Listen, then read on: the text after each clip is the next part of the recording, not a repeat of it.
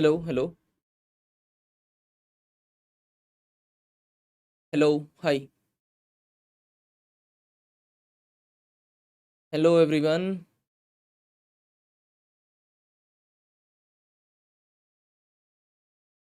Am I audible and visible? Good morning. Hi, Joydeep Devnath, are you still here? I saw your question. Are you still here?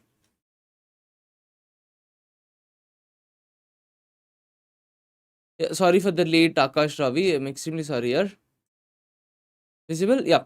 See, this is a revision session. Okay, I'm not going to teach much of the things. We will ask questions and we will revise much of the class with the help of a notes. Okay, the revision notes is posted in Instagram. Yeah, happy Sunday. That's why even I'm not wearing uniform today.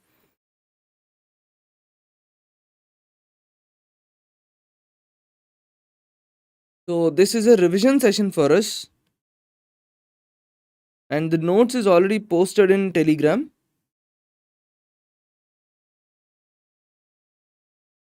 Notes is posted in Telegram. Thank you. Happy Sunday, Harsha, everyone. Yeah, just 1 minute. Maths important topics video, I guess, is posted, right? The PDF will be posted in app and everywhere. No issues. Once the video is released, we will post it as well. I think it would be released at around 10:30 a.m. now. By now, yes, I will talk about fifth and sixth schedule definitely. That is very important topic. Okay, shall we start? We are good to go. Am I audible, visible, and everything is fine? We are gonna start. Acha, video is released already. I'm not sure. I just came to the office, so I have to check out for the PDF. In that case, just give me a minute. I'll post it right now. I'll post it and then we will start the class. Okay. Acha, video is released. Just a moment. I will post the document once. Sorry for reading up your time in the class, but yeah, we'll post it out. And this is a different one. We will get this tomorrow, today evening. Right, so this is the PDF that we are talking about. 1 minute, please.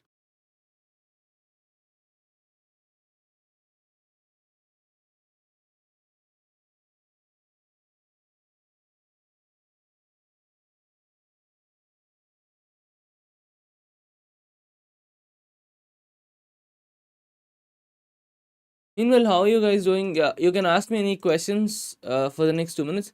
Good morning. Yeah, see, if your CGL and ACIO exams are on the same date and same shift, then the answer is very simple.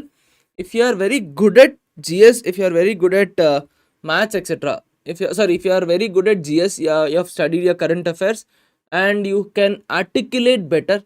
In that case, please prefer ACIO exam. You have prepared all along only for SSC exams and you are good at maths, English, etc., then undoubtedly please go for SSC exams. So that is the answer. So shall we start now?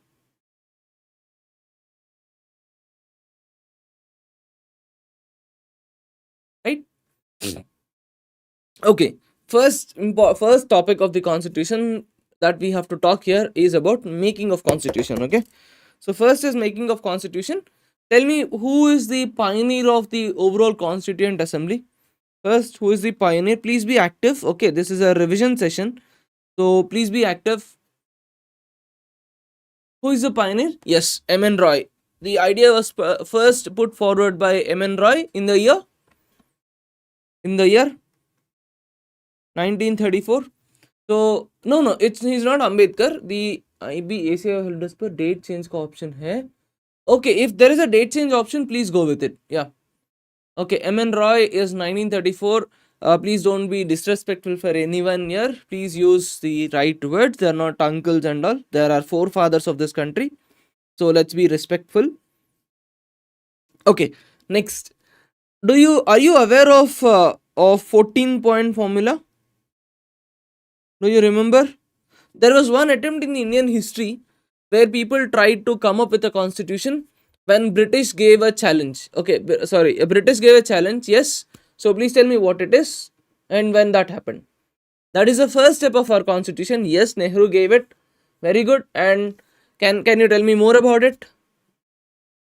That is one part. That is the original step of the constitution, where Indians, that is under the leadership of, yes, Nehru report. In which year is Nehru report? And which year is Nehru report here? 1934 is not Nehru report. The PDF is posted in Telegram already. PDF is posted. 1928, very good. And who are the main members of Nehru report panel of 1928? Was it Jawaharlal Nehru or Motilal Nehru? Was it Jawaharlal Nehru or Motilal Nehru?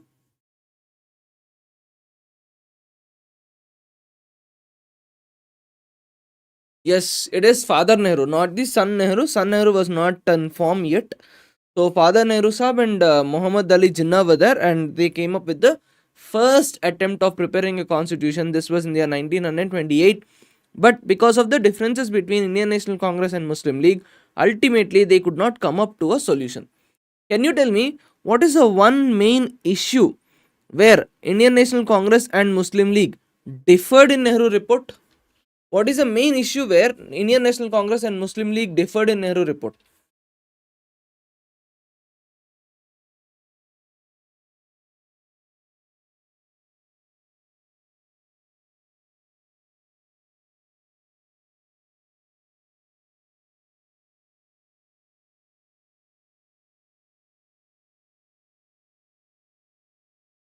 Yes, very good. Separate electorates. Yes. Yes, you're all absolutely right. Now let us continue. Before coming to the constitution, or before getting into all these things, what is the final plan based on which Indian Constituent Assembly was formed? What is the final plan? There are so many plans that came up. There was August offer, there was Cripps mission, there was cabinet mission plan, there were so many missions, right? So Constituent Assembly was formed based on which plan? No, Mountbatten plan gave us independence. Mountbatten plan is not for, yes, cabinet mission plan, absolutely right. And which year? Cabinet mission plan is based on which year?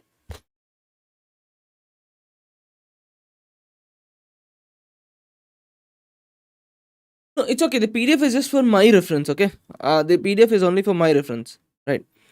So first is cabinet mission plan. Based on cabinet mission plan, we had Constituent Assembly, and the first session of the Constituent Assembly was on 9th December 1946. First session is in 1946, 9th of December, right? And then who is the president of Constituent Assembly? Who is the president of Constituent Assembly?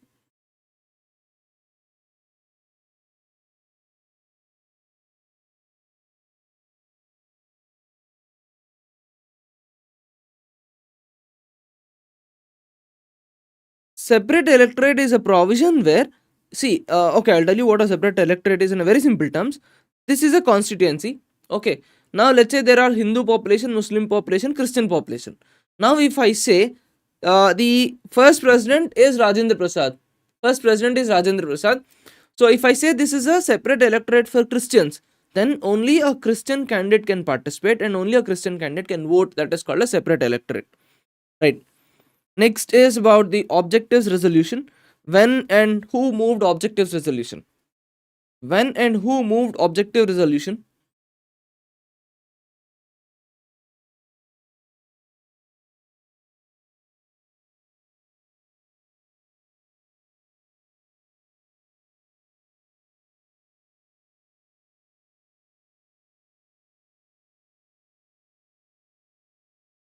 Right? Yes, you're all correct. 1946, 13th of December. Yes.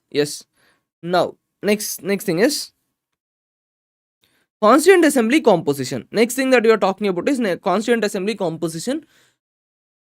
Are the members of Constituent Assembly from the princely states elected or nominated? Are the members of Constituent Assembly elected or nominated?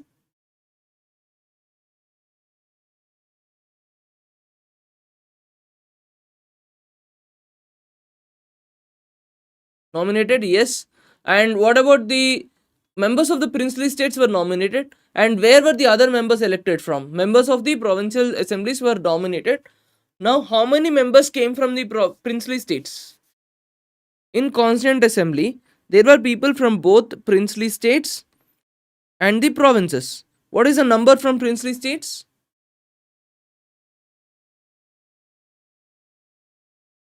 93. And from the British provinces, 296. 296, not 299. Okay. So 296 is from the provincial assemblies. Okay. Now tell me, the Constituent Assembly performed two functions. One is that it prepared the constitution. It prepared the constitution. Second thing is it also acted as India's first parliament, or for that matter, it acted as a legislative body. Now my question is, who acted as the president of the Constituent Assembly or speaker of the Constituent Assembly when it acted as a legislative body? Who is the president when it acted as a legislative body?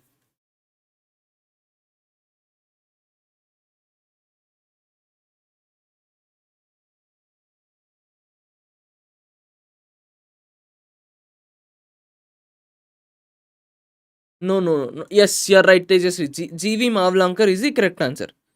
G.V. Mavlankar is the correct answer. G.V. Mavlankar acted as, yes. G.V. Mavlankar is the correct answer. Now, the original strength of the Constituent Assembly was 389, right? The original strength is 389. But everyone knows that after a point of time, Muslim League left the Constituent Assembly. They did not join the Constituent Assembly and they withdrew. So after that, after the withdrawal of Muslim League, what is the strength of the Constituent Assembly? What is the strength of Constituent Assembly after the withdrawal of Muslim League?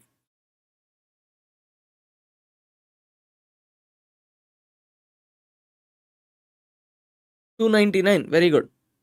Now, tell me, who is H.C. Mukherjee? Next important person that we are talking about is, who is H.C. Mukherjee?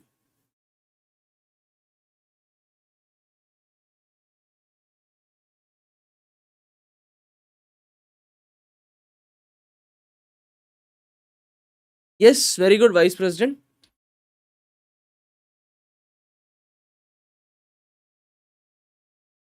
Yes, you're absolutely right.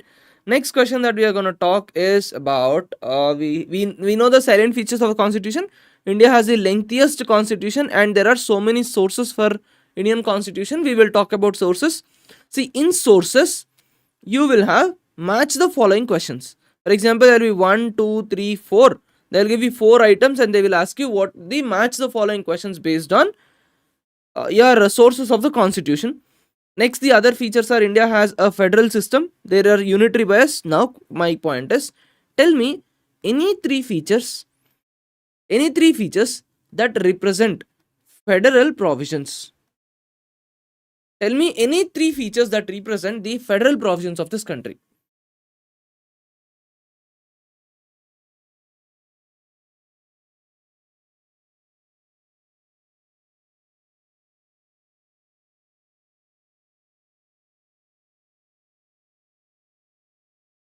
Federal features, you will not say strong center, okay?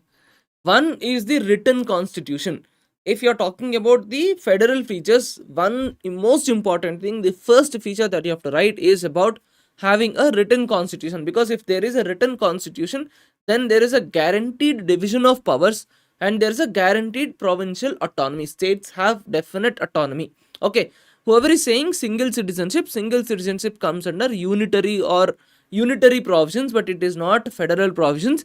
7th schedule is a correct answer. 7th schedule also talks about the division of powers. The other features are supremacy of the constitution.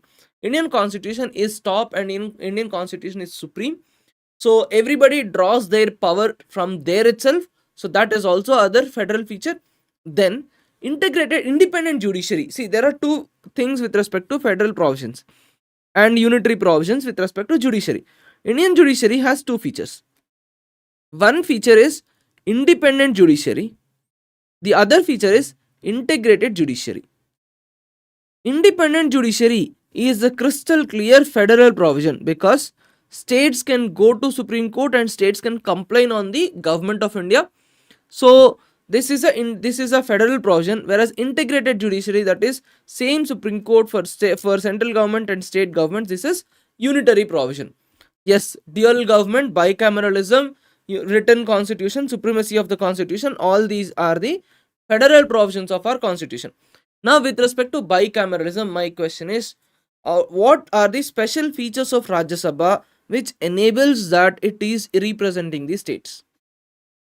We will talk about article numbers later, but what are the special provisions? What are the special powers of Rajya Sabha in a way that it is representing the states?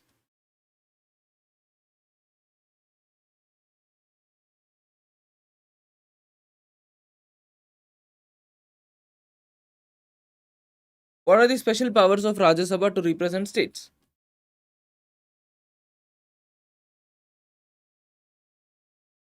Okay. The first thing, can I say article number 312, where Rajya Sabha can create all India services?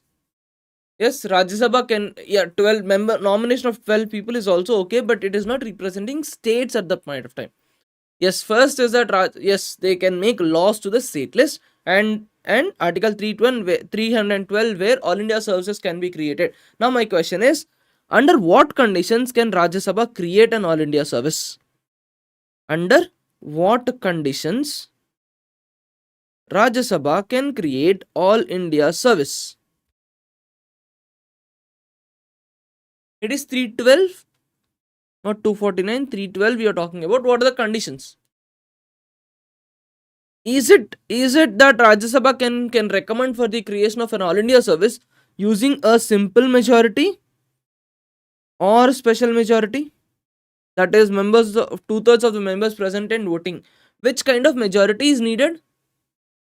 Article number is good. Which kind of majority is needed to create an all India service in Rajya Sabha?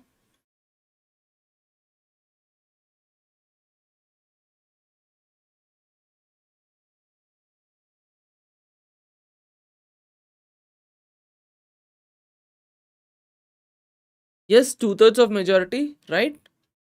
Right. Next question. Under what conditions can Rajya Sabha, or under what, no, we will talk about it in the parliament, not right now. Let's come back to the point what we were discussing. So India also have a parliamentary form of government.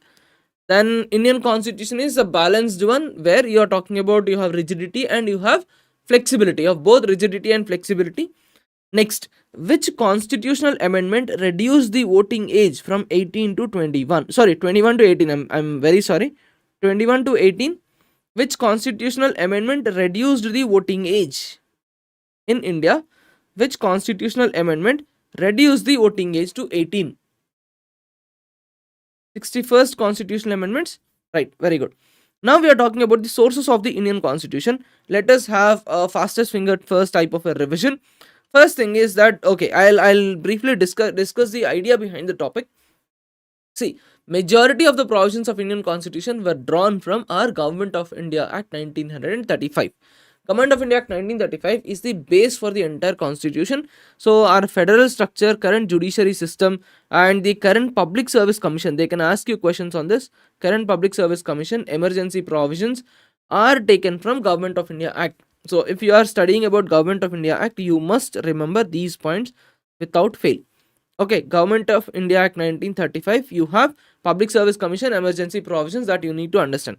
Next, all the parliamentary procedures were taken from British, because we were so used to the British system right from 1909, from the Councils Act itself, or even before that there are Councils Acts and all, 1891, etc, etc. From all those acts we got so used to the parliamentary form of government that we continued with the same. So anything related to parliamentary form of government, that is, for example, it could be rule of law, it could be parliamentary system, all these things were taken from British constitution only. Now with respect to citizenship, there are two different things. One is single citizenship, one is dual citizenship. UK is a country with single citizenship, whereas USA has dual citizenship. Okay, USA has single citizenship, UK has, sorry, yeah, wait, क्या बात कर रहा हूँ मैं? What am I talking? I'm sorry. USA has two citizenships. Okay, USA is a country that has two citizenships. UK has single citizenship. India derived, yes. India derived one citizenship from UK. So our single citizenship is taken from UK. Then we have cabinet system, which is again a part of parliamentary form of government, that is also taken from Britain. Next thing is Japan. Japan is known for its strictness. Japan is known for its punctuality. So Japan follows all the procedures established by law. Procedures established by law is derived from Japan. Next is South Africa. From South Africa, we took amendment procedures, that is under Article 368, and the procedures to elect the members of Rajya Sabha. They can ask you these questions, especially the questions on South Africa. They can ask you if they want to confuse you. They can ask you questions on Canada. They can ask you questions on Australia. Everybody will be good at what did we infer from British, etc. But you will get confused with respect to South Africa, Australia, Canada, right? These three things you will forget. You will usually find it difficult. What did we take from Canada? Please understand, there are three kinds of provisions in India. One are federal provisions, the other are unitary provisions, and there are certain provisions which say that we are quasi-federal in nature. Okay, so quasi-federal provisions kind of a thing, we took them from Australia. So concurrent list is from Australia, joint sitting is from Australia. Whereas unitary provisions, we took them from Canada.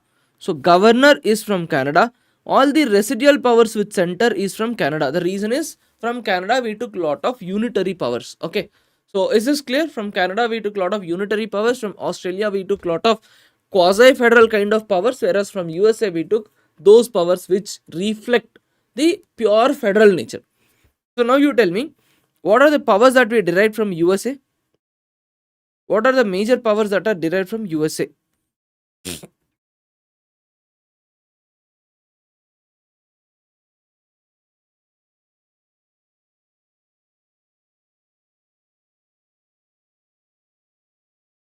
Yes, independent judiciary. Judicial review is one major thing that we took from USA.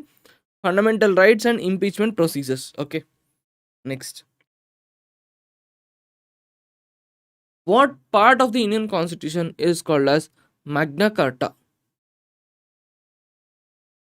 What part of the Indian Constitution is called as Magna Carta?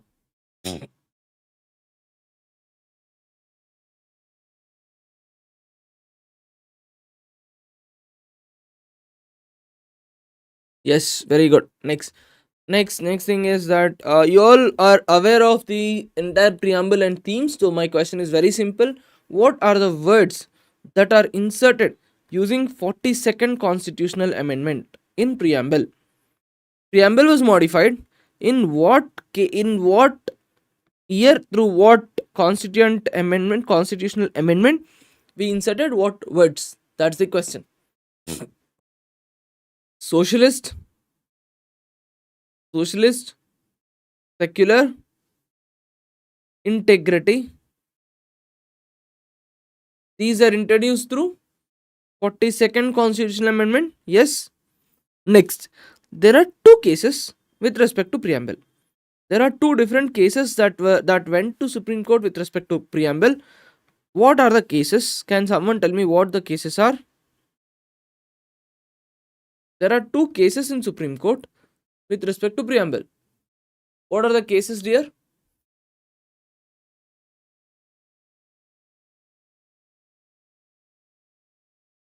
One is Keshavananda Bharati case, second is Berubari Union case. Can someone tell me what is Berubari Union case? Everybody knows Keshavananda Bharati case, very good, but can someone give me the context of Berubari versus Union of India 1960? The first correct answer will be given 40% off in upcoming Brahmos. Chetan NCG, right? Perfect answer. Reach out to us on WhatsApp. We will discuss about this. Yes, Berubari case or Berubari versus Union of India is a case that is about ceding certain territories to Pakistan. That is East Pakistan or Bangladesh. So in that case, originally Supreme Court said that preamble is not a part of the constitution. That is what I want to tell you. Okay, preamble is not a part of the constitution is written in Berubari case. Whereas in Keshavanand Bharati case, Supreme Court clearly says that preamble is a part of the constitution. Okay. So yeah, this is about Berubari case and Keshavananda Bharati case. These are two things that are very important with respect to the Constitution of India. Now, can preamble be amended? Simple question. Can you amend the preamble? Can you amend the preamble? Yes. Yes. Preamble is amended. Whoever is saying no, what is 42nd Amendment, dear? 42nd Amendment amended the Constitution successfully, right? Yes. Now my question is, Article number 368 talks about constitutional amendment bills. But my question to you is, can you introduce a constitutional amendment bill without prior approval of the president? Can you introduce a constitutional amendment bill without prior approval of the president?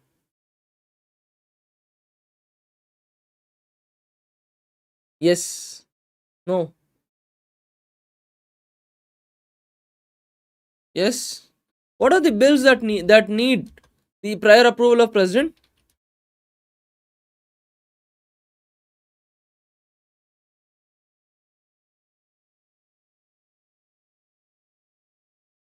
One is money bill, very good. Other bills? One is money bill. Second is financial bill, yes. Second is financial bill. Third is any bill to form any new state, etc. under article number 3. Next.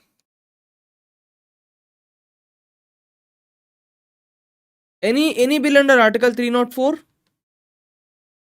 Bill that discusses about state that is imposing restrictions with respect to trade. Do you remember this?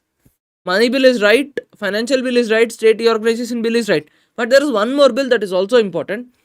Let us say there are two states. Okay. For example, let us take the examples of bordering states of Tamil Nadu and Karnataka. Now, in Tamil Nadu, let's say you grow potatoes and you want to send these potatoes to Karnataka. Usually you do this. But out of nowhere, Tamil Nadu government comes and says, I want to stop sending my potatoes to Karnataka. And they want to introduce a bill. In such cases, you must take the prior approval of president without fail. And this is under article 304b. That is, if state wants to impose restrictions on trade and commerce in public interest, in that cases you must take the prior approval of president. So if under article 3 you need prior approval of president, and article 200 201 you need to take the president approval if the bill is reserved, etc., and money bills as well. Okay. Now article number 1, what is article number 1? Yeah, one more last question. Is preamble enforceable by law? Is preamble enforceable by law? Yes or no? No. Right. Right. Now, what about? Now, let us start talking about union and its territory. Article 1 talks about India is a union of states. The meaning of union of states is India is a indestructible union of destructible states. Please keep this word in mind. India is a indestructible union of destructible states. That is, you can break down the states into n number of pieces, but India, that is Bharat, you cannot break this country into multiple countries. You can create n number of states, but you cannot split the country. That is written very, very clearly. Yes, indestructible union of destructible states. Now, to create a state, should you introduce a bill in state legislature or parliament? You want to carve out a new state. Let us say you wanted to split a particular state A into A and B. Where does the bill originate? Is it in the parliament, or is it in the state legislature? Yes, parliament. And to divide a particular state into two parts, do you need special majority or simple majority? Do you need special majority or simple majority if you want to divide states?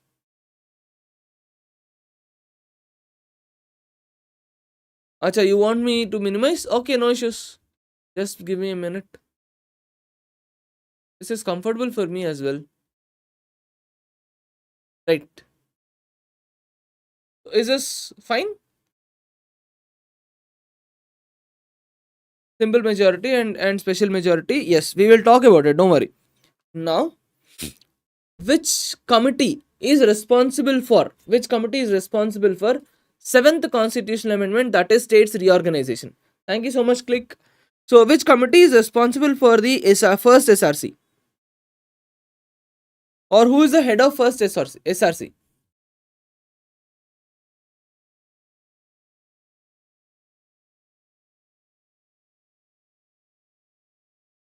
Who is the head of? Yes, Fazal Ali Commission is also known as. Yes. Now tell me, there is one commission that said no to linguistic provinces. There is one committee that said clearly no for linguistic provinces. What is the committee? What is the committee? No. No, no, no, no, no, no. Yes, Priya is right. See, JVP committee said it is a no for linguistic provinces. Dhar committee said it is yes for linguistic provinces. I'll tell you how to remember this. Yes. See, JVP committee is no, it contains Sardar Patel. Sardar Patel is a personality who never agrees for any demand that can lead to secession movements or separatist movements. Back then in 1947, government of India was of the opinion that if we give linguistic provinces, it might lead to demands of creation of separate states, separate countries itself. So Sardar Patel is a person who always wants this country to be unified and integrated. So in whichever committee you have Sardar Vallabhbhai Patel or JVP committee, they will not agree for linguistic division of provinces, whereas the other committee, that is Dhar committee, said linguistic provinces are okay. The other committee said linguistic provinces are okay. Okay, so this is about JVP and linguistic provinces. Now let us talk about the creation of certain states. Sikkim was created in 1975. There are two constitutional amendments. There are two constitutional amendments with respect to the incorporation of Sikkim. First, what is the first constitutional amendment and what is the status of Sikkim there? No, not completely, but there could be certain questions. Yes, 35 and 36, very good. What about 35th constitutional amendment? Yes, associate statehood. And before the creation of Sikkim, or before Sikkim was incorporated into this country, what is the dynasty that was ruling Sikkim? What dynasty was ruling Sikkim? Sikkim was ruled by which dynasty? Yes, correct answer. Chogyal dynasty. So that is the story. Sikkim was incorporated through two amendments. 35th amendment is associate state. 36th amendment, it became a complete state in India. Okay, and it was being ruled by Chogyal dynasty before it was incorporated in India. And to be very, very precise, this is one of the most successful operations of RNDW. Incorporation of Sikkim is one of the most successful operations of RNDW. We will talk about it in some other video at some other point of time, but that is very, very interesting story. Just for 1 minute so that you will never forget it. Before RNDW was planning to incorporate Sikkim, there was one agent of CIA who went to the extent of marrying into the Chogyal's family, just to ensure that the influence of America remains on Sikkim. So it was at that point of time RNDW conducted a very successful operation, and they were very successful in incorporating Sikkim into India, and Sikkim became a state of India. Right. So this is about the incorporation of Sikkim. Now, through which constitutional amendment Goa became a part of the country?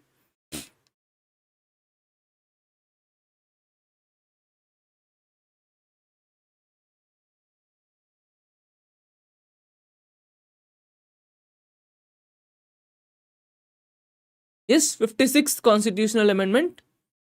No, not 12th. Yes, you're all correct. 56th constitutional amendment. And 25th state of India. Now, what is the operation that led to the liberation of Goa from the hands of Portuguese? Yeah, 12th Amendment Act. Yes, 12th Amendment Act. It was added as a union territory. Okay, please don't get confused. This is the story of Goa. Goa's story goes like this. For Goa, It is 1961, Operation Vijay. Goa 12th constitutional amendment, it becomes a union territory. 56th constitutional amendment, it becomes a state. Goa becomes a state, right? And Goa is the 25th state in India. Yes. What about Nagaland?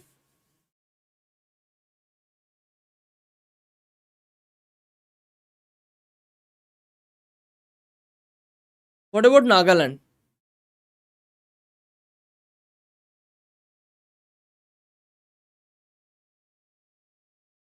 Yes.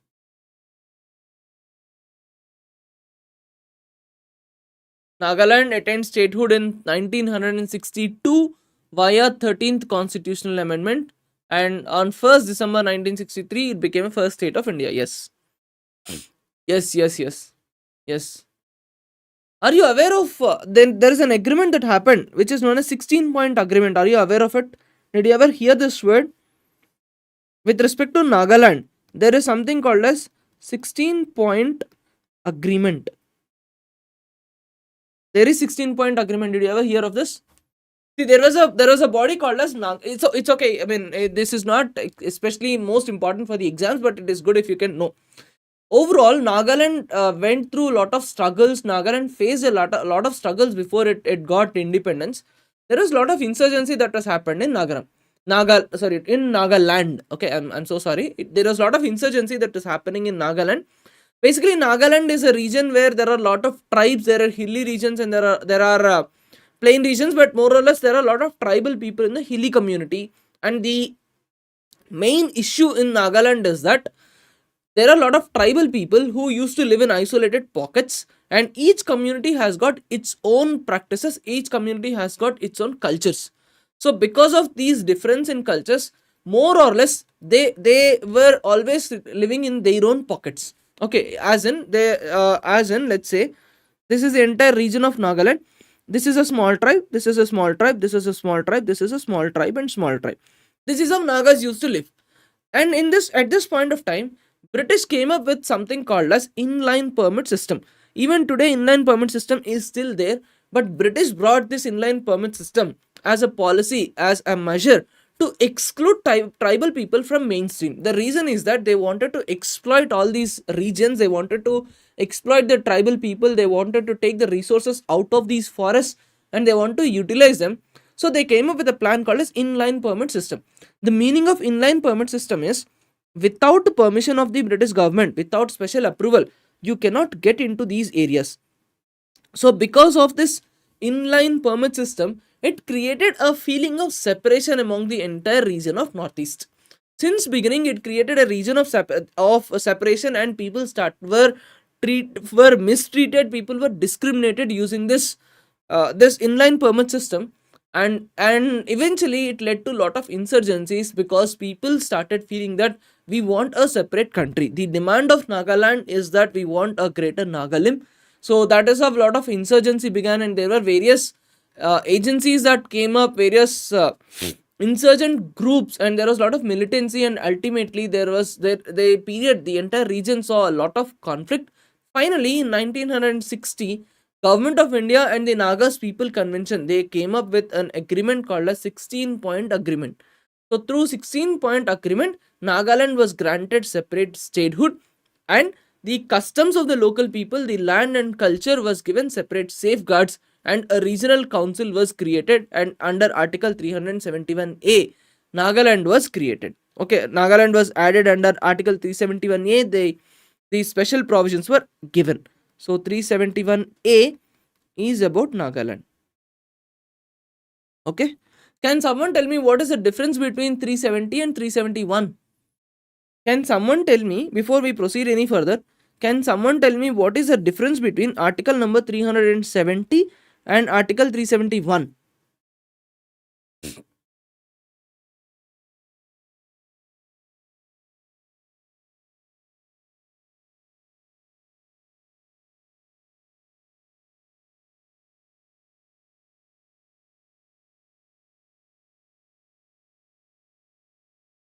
And with this note, we can proceed ahead, but I'm waiting for your answers. 371 Maharashtra, Gujarat. 370 is about Jammu and Kashmir, internal sovereignty. I'm still looking at the answers. I will answer the question in detail, don't worry. Yes, it is a special status to the Jammu and Kashmir. Okay. See, 370 is more or less, it is about the temporary transitional special status, which means that it would be a very temporary provisions, and it is only till the entire transition and the merger of Jammu and Kashmir is completed in India. So 370 is exclusively dedicated for the state of Jammu and Kashmir, and this article gave lot of autonomy to Jammu and Kashmir. The primary autonomic provisions are that one, Jammu and Kashmir would have a separate constitution. Second, they would have a separate flag, and unless Jammu and Kashmir's Constituent Assembly, or for that matter, Legislative Assembly of Jammu and Kashmir agrees, parliamentary laws are not applicable in the state of Jammu and Kashmir. That is the primary objective of 371. Whereas, sorry, 370. Whereas 371 is about giving special provisions. So the theme of 371 is to safeguard our people, safeguard the cultural identity of the people, and to ensure that the customs of the people are respected and the developmental needs are sorted out. That is the difference. 370 promised people autonomy if at all Jammu and Kashmir decides to come and join in India. So that is about 370. Whereas under 371, if people wanted certain safeguards, if our own people wanted certain special provisions and certain special protections so that their wishes can be fulfilled, then those are listed under 371. That is the primary difference. Now tell me, what states are covered under 371? My question to you is, what states are covered under 371? 371A, which state? Let's talk like this. Which state is protected under 371?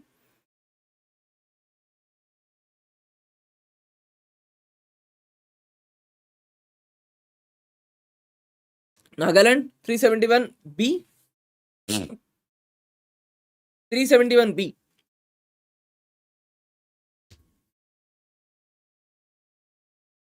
It is about Assam. Assam special. So in Assam, if you are studying about Assam, there is one union that you need to know, that is AASU, All Assam Student Union. All Assam Student Union successfully led the agitation, and they were successful in safeguarding various provisions for the regions of Assam. Right? ASU is one thing that is very important at that point of time. What about 371C? 371C.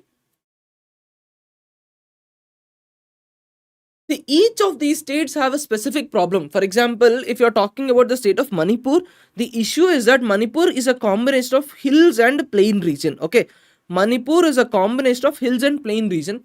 Usually, you take any particular geographical region, you take any region, hill states are less developed and plain states are more developed. This is a very common aspect.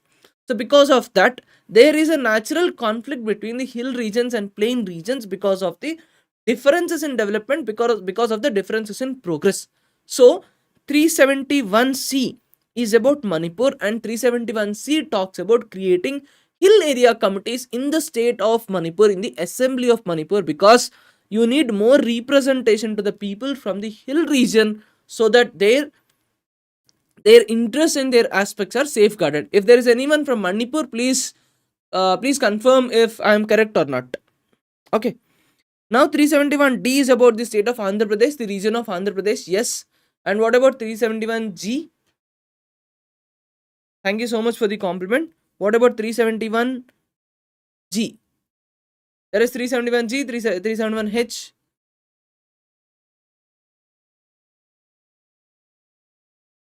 Yes, 371G is about Mizoram. 371H.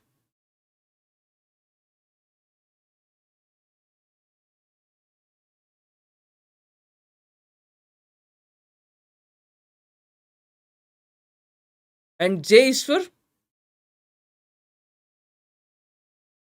Hyderabad, Karnataka region.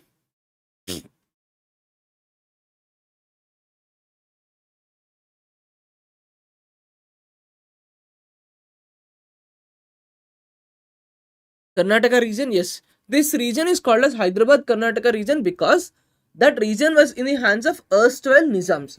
So the overall revision for 1 minute, just let me revise or let me summarize this whole story in the next 1 minute. I will revise this everything.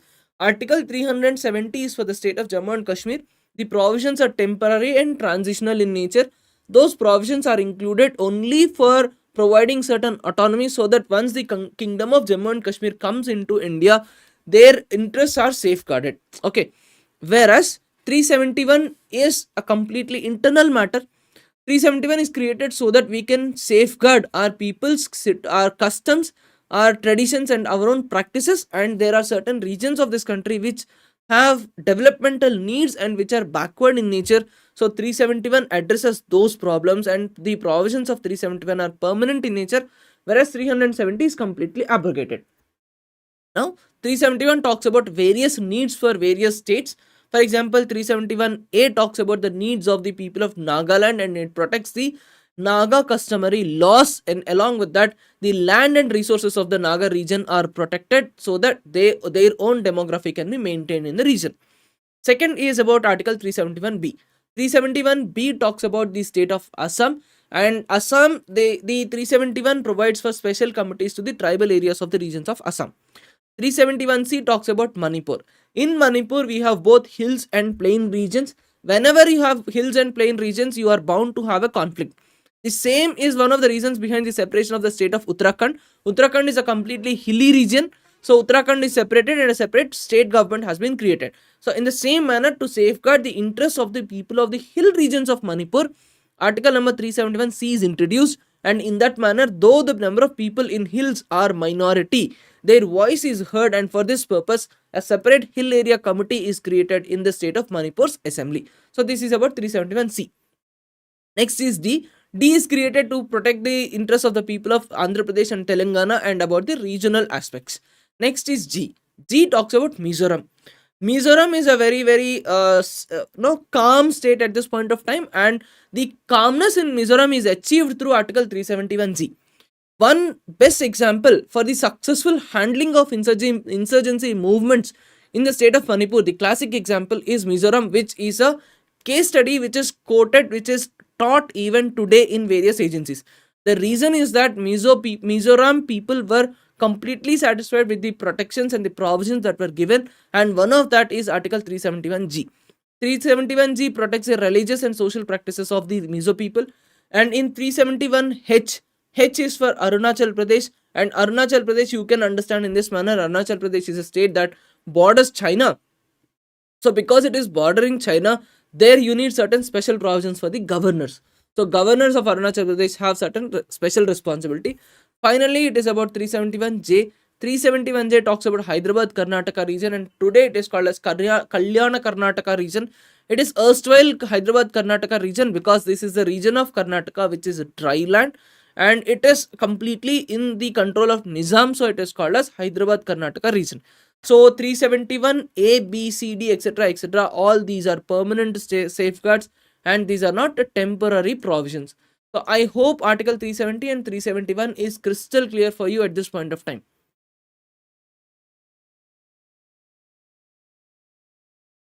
Jammu and Kashmir follows Indian Constitution. 370 is completely removed. So this is clear. All these aspects are clear. Do you have any other doubts with respect to 370 and 371? See, I'm picking up those areas where you don't revise and you don't study properly. Everybody studies about what is there in Article 1, 2, 3, etc., but you tend to ignore these areas. So I'm picking up only those areas where you tend to ignore certain things. Right. So this is about the topic of integration of states and into union territories, etc., etc. Now we are talking about the next topic. Next topic is all about citizenship. Question number 1 again. India follows which type of citizenship? Single or dual?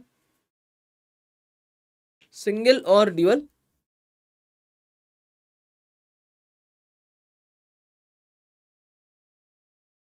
Yes, India follows single citizenship. Very good. Nice. Now, in how many ways can you acquire citizenship in India? Or before that, tell me, which act talks about granting citizenship? Which act lists out the provisions of granting citizenship in this country?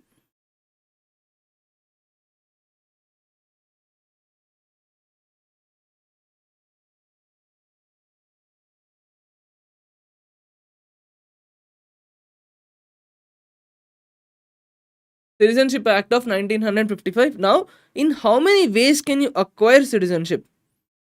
In how many ways can you acquire citizenship? What are they?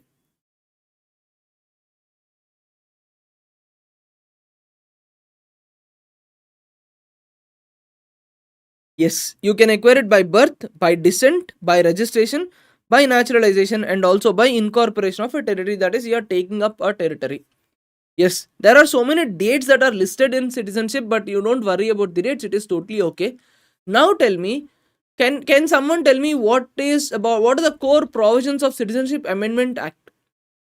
Can you tell me what are the core? Yes, 5 ways: birth, descent, registration, naturalization, and incorporation of territory. Absolutely, you're all correct. So what are the core ideas, core aim for the Citizenship Amendment Act that was introduced in the Parliament in the year 2019?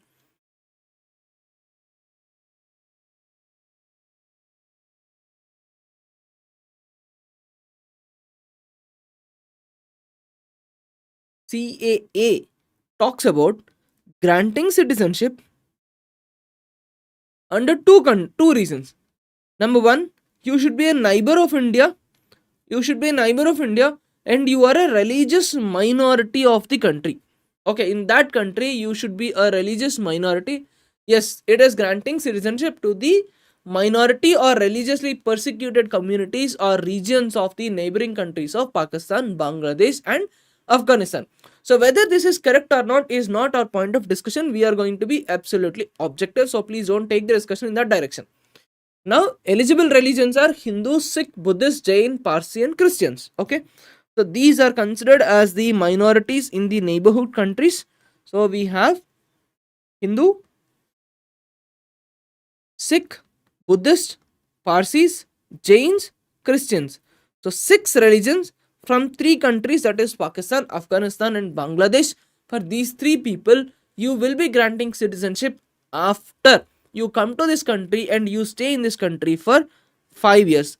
Originally, if you have to get citizenship in this country, you need to stay here for a period of 11 months.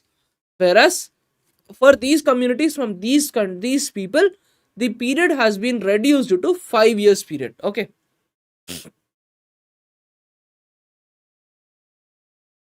so this is about the entire region or the entire topic of CAA. Yeah, 6 years. Yeah. Now let us go to fundamental rights. Take 1 minute and in the comment section list out maximum article numbers that you remember with respect to fundamental rights. As many as possible. Remember, you recollect all the article numbers and you type them. If possible, go on a very sequential manner. 12, 13, 14, 15, 16, 17, 18, 19, 20, 21, 22, 23. Yes, list it out. List it out. What is 12? What is 13? What is 14? List out in the chat box.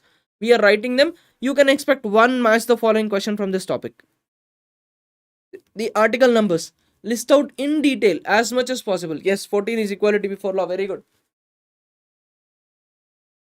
12 is definition of state. Yes. 12 is definition of state.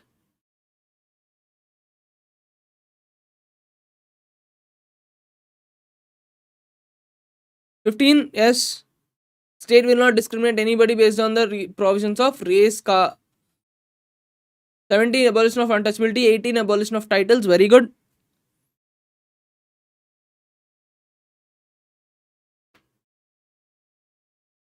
14, right to equality. 15, discrimination. 15, public employment. 17, untouchability. 18, abolition of states. Very good.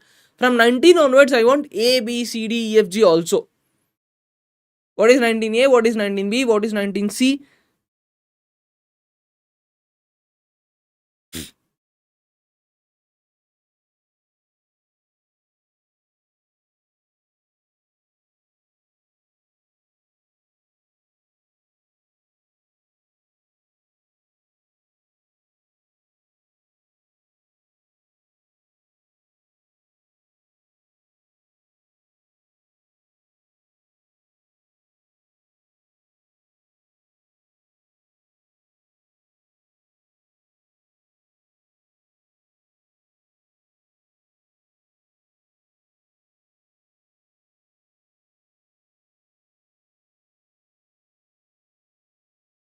Yes. Now let us talk about the concepts. You are good at the article numbers. If someone is not good at article numbers, please revise the article numbers. Now we will talk about the terminologies that are associated with this topic. First terminology that we are revising is about ex post facto law. Okay, article number 20 talks about certain words. First word is ex post facto law. I will explain what ex post facto law is. The law is very, very simple. Okay, for example, today I commit a heinous crime. I commit a very, very heinous crime. The crime is so heinous that it is not excusable at all. Okay, now government says for this crime, the existing act is only punishing me for a period of 1 year, not beyond that. But government feels that for this act, they should give me, let's say, life imprisonment.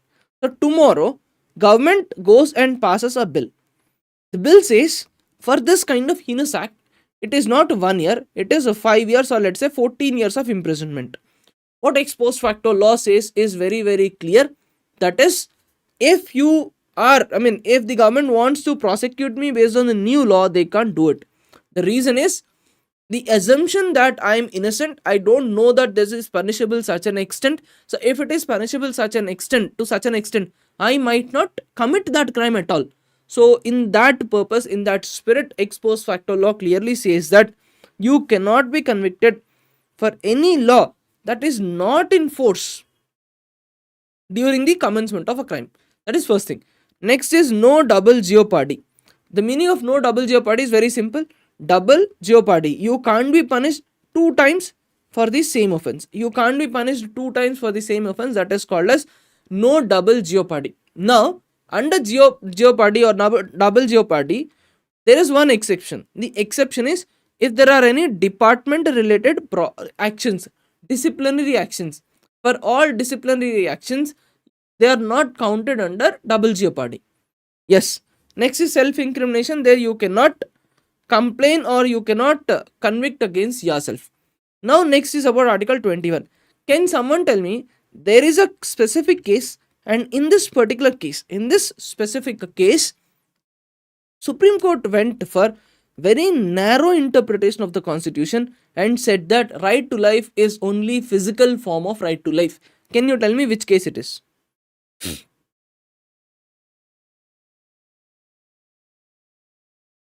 Yes, you're right.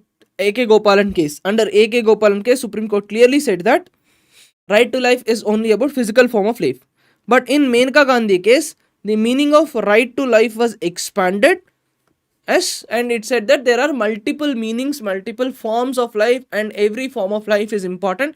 That is written in Menka Gandhi case. Now my question is, I will talk about it. Now my question is, under which case right to privacy became a fundamental right? Can someone tell me right to privacy is a fundamental right under which case? No, not Menka Gandhi case.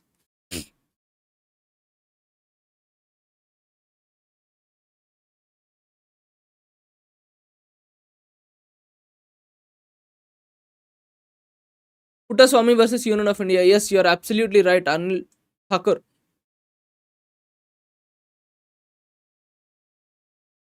You are 100% right, Puttaswamy case. Now, in this context, let us talk about one important act. There are 2 questions in Steno on this particular act. The act that I am discussing is about the act. We will talk about it when we are discussing emergency. But I am going to talk for the next 2 minutes. Please don't spam any comments. We are going to talk about an act called as the DPDP Act. DPDP Act was asked in 3 questions in Steno exam. There were 3 different questions on the same act. The act is all about protecting our data privacy. Okay. The full form of the act is Digital Personal Data Protection Act. It is Digital Personal Data Protection Act or DPDP Act. The act was passed in the year 2023 and this act tries to enforce right to privacy. So in 2017, Supreme Court came up with Puttaswamy judgment, and in 2023, Government of India enforced DPDP Act, which is Digital Data Protection Act, or you can also say it is all about Data Privacy Act.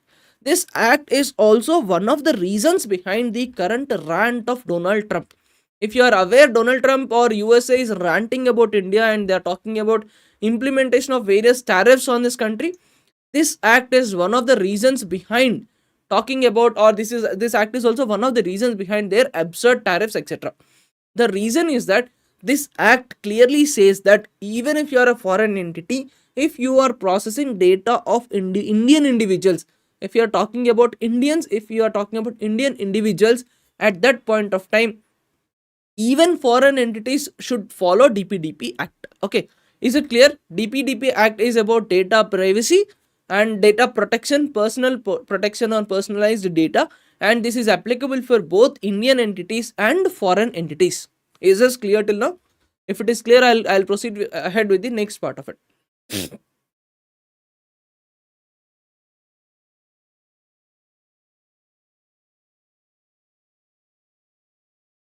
The introduction of DPDP Act, is this clear?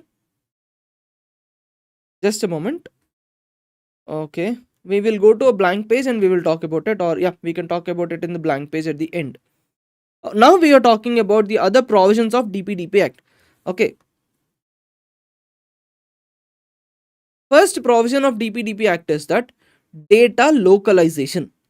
They might ask you these questions also, because in BNS they asked you internal provisions, so they might ask you provisions even in DPDP Act also. So I'm minimizing myself again for the next 2 minutes. First provision is about data localization. It clearly says that if you are working with Indian data, data must be stored only in India. If you are working with Indian data, data must be stored only in India. This is the first provision. Next is that it talks about consent. What it says is, whatever personal data you are collecting from a person, number one, you need to take consent. Consent should be very clear. You should clearly explain the provisions, the terms of the consent. It should be very, very unambiguous. And important thing is, you must allow the withdrawability. You must allow people to withdraw their consent with respect to utilizing these data. First thing. Second thing, you can use this data, whatever data you are collecting, you can use it for legitimate use without consent as well. It incorporates provisions to use this data without consent. For example, if the government wants to grant certain subsidies, if the government wants to verify whether you are eligible for a particular scheme or not, government can utilize your data without your consent. But for private entities, if they are collecting your personal data, they must take your consent. Next is known as the rights of a data principle or rights of an individual. As an individual, under DPDP Act, you have certain rights. Okay, first right. First is you have right to access of information. Second right is you have right to correct your information. You have a right to correct or update your information. You have a right to erase the information. You can erase your personal data. Then you have right to you have right to grievances. Let's say Facebook, Meta is collecting a lot of personal data. In that case, Meta should provide a grievance redressal mechanism through which your data will be addressed, your concerns will be addressed, your data will be protected. So these are the basic provisions of the DPDP Act, and if a private company is not following these act, then there are heavy penalties that are included. Along with that, there is one more board that is included as a part of this, which is known as Data Protection Board. Data Protection Board is talking about imposing penalties. As I told you, there are a lot of fines on the private companies if you are not following the regulations. So the fines can extend up to 250, 300, 500 crores also, and the penalties are imposed by the Data Protection Board of India, and they can impose fines up to 250, 300 crores. So the whole idea of this entire data protection or DPDP Act is that you want to create whatever data is generated in this country, you want to secure in this country, you want to ensure that people's data is protected, their consent is taken, and if they want to withdraw their permissions to utilize their data, the permission is also given to the people. People can withdraw their consent. So this is all about the DPDP Act. Okay, they can ask you questions on DPDP Act, and I hope the topic of DPDP Act is now clear. Right, there are questions. Let us give me a minute. We will look at the Steno questions of DPDP Act and we will proceed. Just give me a minute. We will look at the questions also. I said so many questions were asked.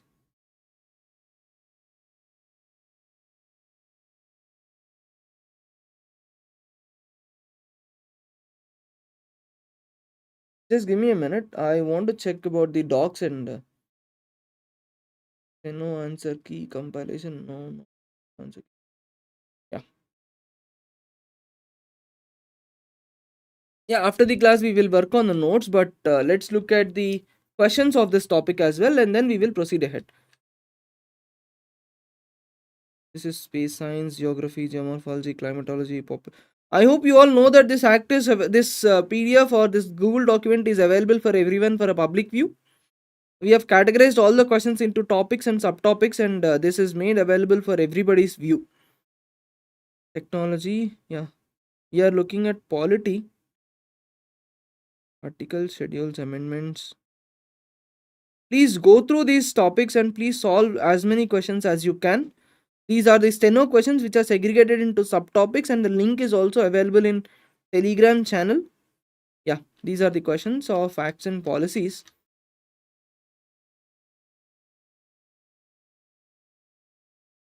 What is CRPC?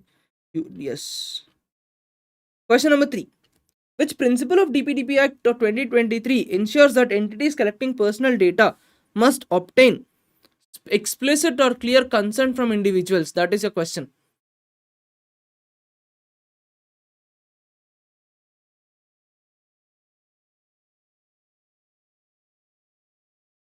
Please tell me what. Okay, we'll do one thing. In the chat box, you first tell me the summary that you understood about DPDP Act.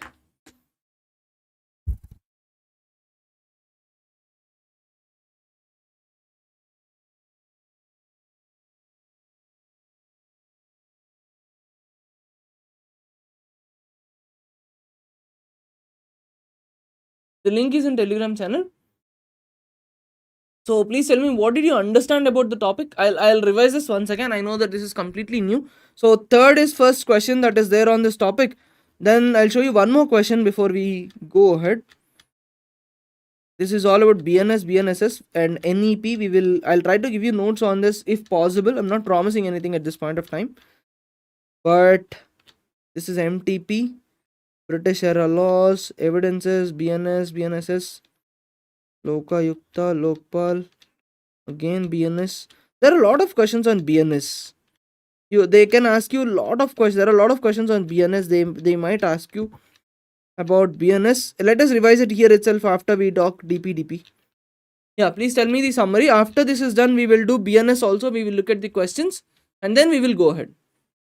Yes, it is about data protection. Now, first principle that we are talking. There are in total there are 10 principles in DPDP Act. Okay, if possible, please take a paper and write the notes. I am talking to you. I'll explain.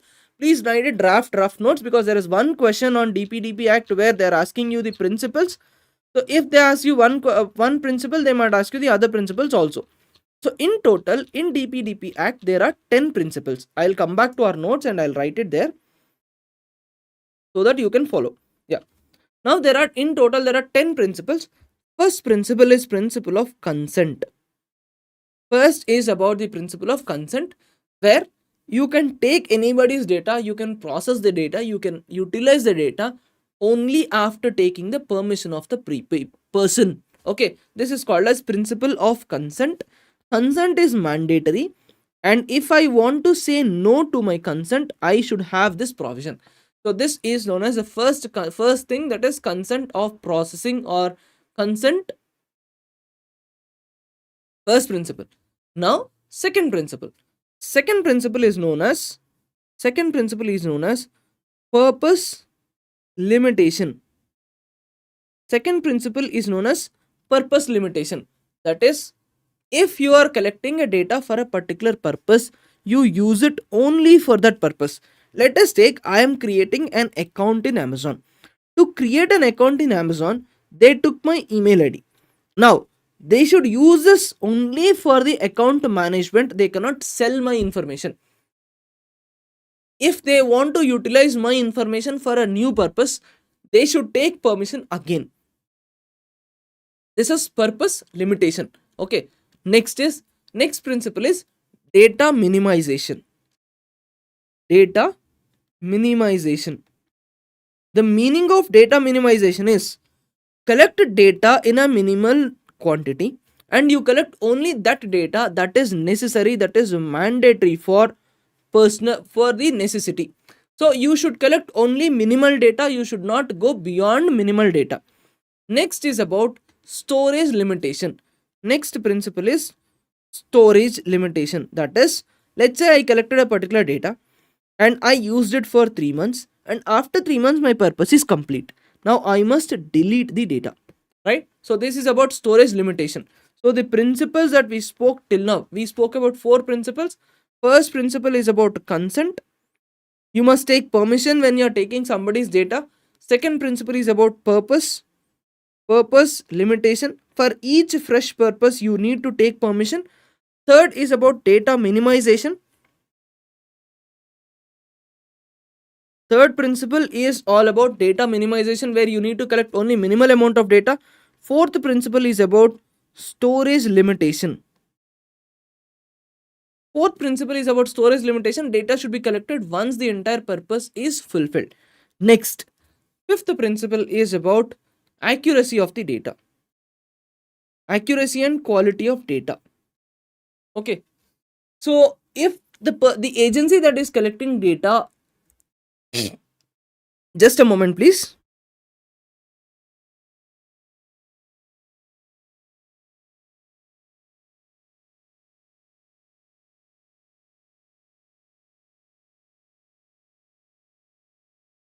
Okay. Am I audible? Please confirm the audibility. Can you confirm the audibility, please? I just muted for a minute, so please confirm if I'm audible or not. Yes, yeah. So now we are talking about the next principle, that is accuracy and quality of data. The meaning is very, very simple. Let us say I am a company. Okay. I have collected data of 50 people, and based on this data, I want to take a decision. Okay. I am taking a decision, and this decision will affect all the 50 people. In that case, I must ensure that I have collected the complete and up-to-date data. We will go with one example. Let us say there is a particular ministry. Ministry says we are coming up with a scheme, and scheme has lot of beneficiaries. There are 5,000 beneficiaries in our list. We are utilizing their income levels, we are utilizing their standard of living, and we are seeing what religion they belong to and what are their properties, etc. And based on this data, okay, we are using this data and we are giving the scheme. Now the meaning of accuracy and quality is that this ministry must ensure the data that they are using to process anything, the data is up to date. The data is up to date, first thing, and the data is correct. Only then they should use it to take a final decision, so that this guy is not impacted. Now the entity that is using the data, the entity that is utilizing the data, this entity is called as data fiduciary. The entity is called as data fiduciaries or data users. This is about the accuracy and quality. Next feature that we are talking about is that accountability.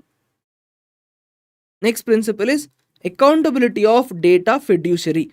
See, data fiduciary is the entity. Okay, data fiduciary is the entity that is deciding the utilization of the data. That is, this entity will decide how, what, etc. we are using. For the best example for this is, let's say, Meta or Google, that is Alphabet.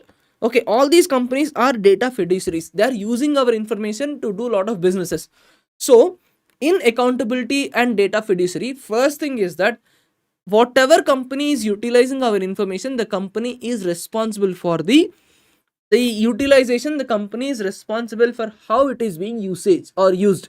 That is, for example, let us take you are a company X and you collected data of 5,000 individuals, and because of some irresponsibility, there was a data leak.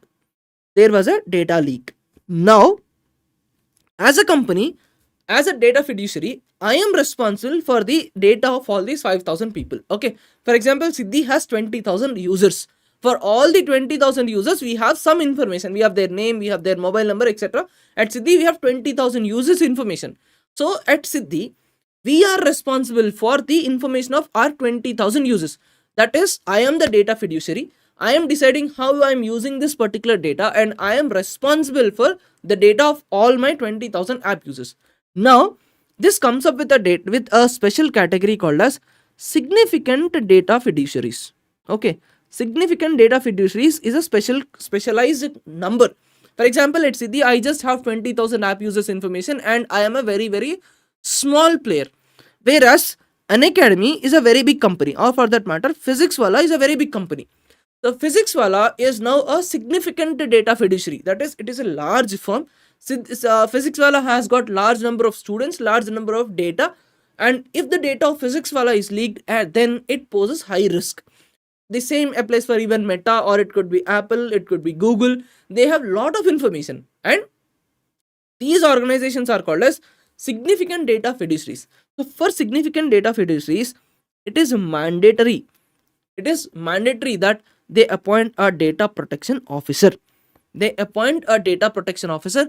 This guy will ensure that they are auditing everything. This guy will ensure that there are no scopes of data leaks. Nothing like that will happen. That is their mandate. Okay.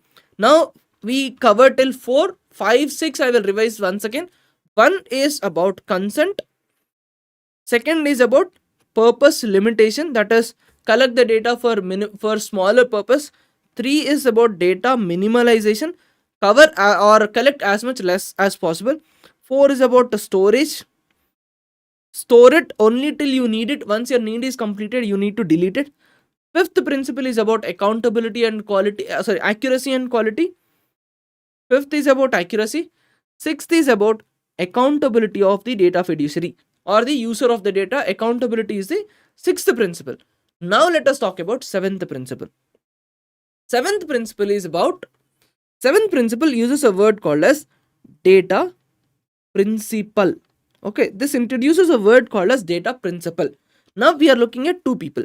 One is a data fiduciary, DF. The other is a DP, which is data principle.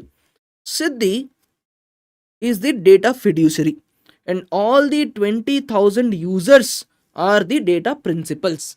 Okay, is the word clear? Data principal is the user, fiduciary is the company. Now, the principles that we spoke till now, that is accuracy and quality. Accuracy, quality, accountability talks about data fiduciaries. Whereas whatever we are going to talk now, talk about data principles. As a data principle, as a user, data principle is basically user. User has got certain rights. User has certain rights. First is that you have the right to know how your data is used. You can clearly ask, how is my mobile number being used? What are you doing with it? Second, you have the right to correct it. For example, if you uninstall Siddhi app and if you delete the account, your number automatically gets deleted. So you have the right to correct, you have the right to update, you have the right to erase your information as well. Next, third is that right to grievance redressal. For example, let us say you are a part of Siddhi app and somebody texts you in the application and they say that they harass you. Then you have the right to grievance redressal. You can send us a screenshot. You can tell that this particular person is harassing me. This is because of the information that I gave to you. So it is your responsibility to correct this person. So this is your right to grievance redressal. Whatever problems you have the right to grievance redressal. And finally, you have the right to nominate. Let's say you have Meta information. You gave a lot of information to Meta, and unfortunately you met with an accident and you cannot use Meta anymore, or you cannot exercise your rights on Meta. Then you can tell that on behalf of me, the other person will nominate. So this is the right for data principle. As a data fiduciary, it is my responsibility. Just a second. As a data fiduciary, it is my responsibility to ensure that your data is protected, the data that is used is accurate, and the quality of the data is maintained. Whereas as a data principal, that is as a utilizer, you have the right to, yes, exactly, you have the right to know, how your data is used. You have the right to correct yourself, update yourself, and also right for redressal of grievances, etc. Giveaway is there. Giveaway will be announced at around 4:30 p.m. I think the video is already scheduled to be released at 4 p.m. today. The giveaway is complete. The selection is also done, and yeah, the video will be released in the evening.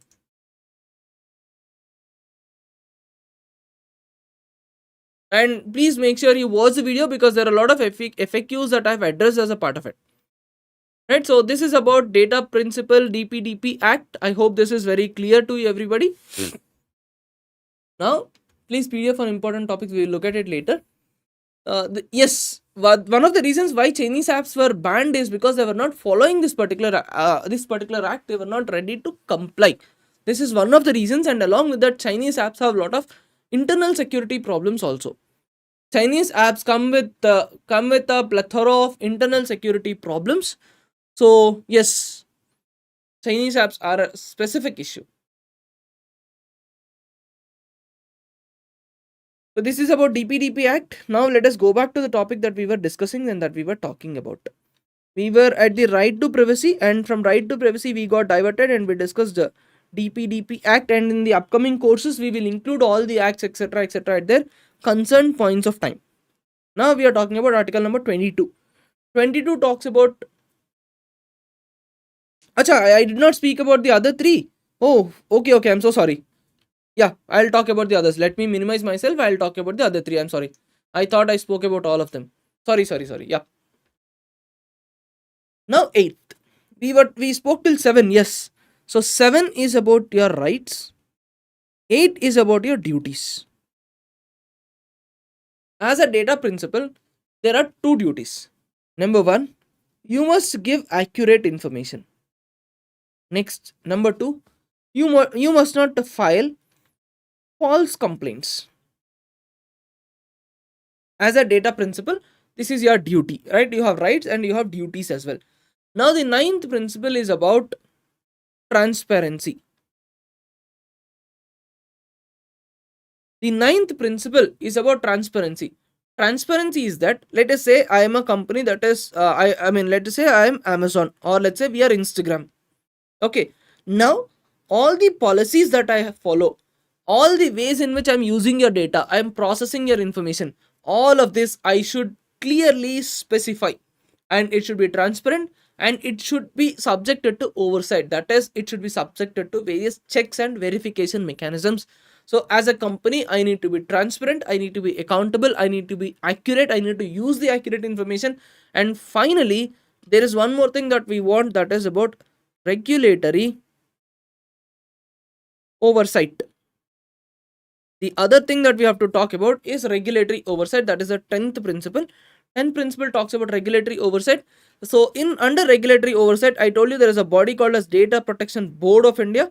So Data Protection Board of India is established under DPBI, that is established under DPDP Act. And the responsibility of this board is that it has to check whether any company is following these provisions or not. Are they making any mistakes? If they are making any mistakes, DPB will impose lot of penalties and lot of fines. So for a very quick revision, there are 10 principles in total. 10 principles talks about, first it talks about consent, then it talks about purpose limitation, then it is about data minimization, that is you collect and you use only minimal amount of data. Next is storage limitation. Once your purpose is completed, please delete the information, that whatever you have collected, you have to delete the information. Next is about accuracy. Make sure when you are using a particular data, you are using the accurate data and up-to-date data. Next, as a company, I am called as data fiduciary, and user is called as data principal. And as a data fiduciary, it is my responsibility, it is my accountability to ensure that data is used properly and it is not misused. And there are some players called as significant players, and all the significant players, majority of the significant players are from USA. So on them there is extra compliance, extra responsibility. That is, they must ensure that there is an officer who takes regular audits, and they must verify that their information is not leaked at any point of time. Now, as an individual, I am called as data principal. I have some rights and I have some duties. As a part of my rights, I have right to know how my information is used. I have the right to correct. I have the right to erase my information, and I have the right to grievances. And finally, if I die, I can nominate someone who can talk about, who can act about my data. Then as an individual, as a data principal, my duty is that I should not give wrong information and I should not file false complaints. Then there are the other two principles. One is that the companies, the data fiduciaries, should be very transparent in what they are doing, right? There should be regular audits, etc. And finally, it talks about establishing an oversight body. It talks about establishing an oversight body, and oversight body is all about implementing the principles of DPDP Act, and it is all about giving the respective fines if anybody is not following them properly, right? So this is about DPDP Act. Now let us look at the question once. Then tell me, if you want me to revise the other topics, I'll revise. If you want me to take up a class or a discussion like this on BNS, BNSS, we will talk about BNS also. Don't worry. But you just have to give me a small break to drink a glass of water and come back and sit. Just a second, I am looking at the question again. Article schedules. Fourth schedule, concepts and facts. After concepts and facts, next is the acts, bodies. Bodies, after bodies. Yes. Now please tell me. Please tell me what could be the answer for this question, or yeah, I now that there is answer which is marked there. The point is, what is purpose limitation? Tell me what is purpose limitation?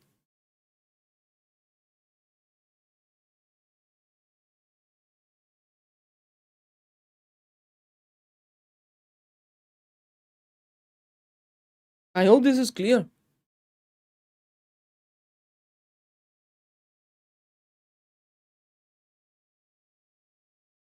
Yes, you use it only for that purpose. So this question talks about taking permission. So permission is about choice. Permission is about choice, right? So permission is about choice. This is your answer. Yes. So this is about the DPDP Act. Now there are some other questions that are there.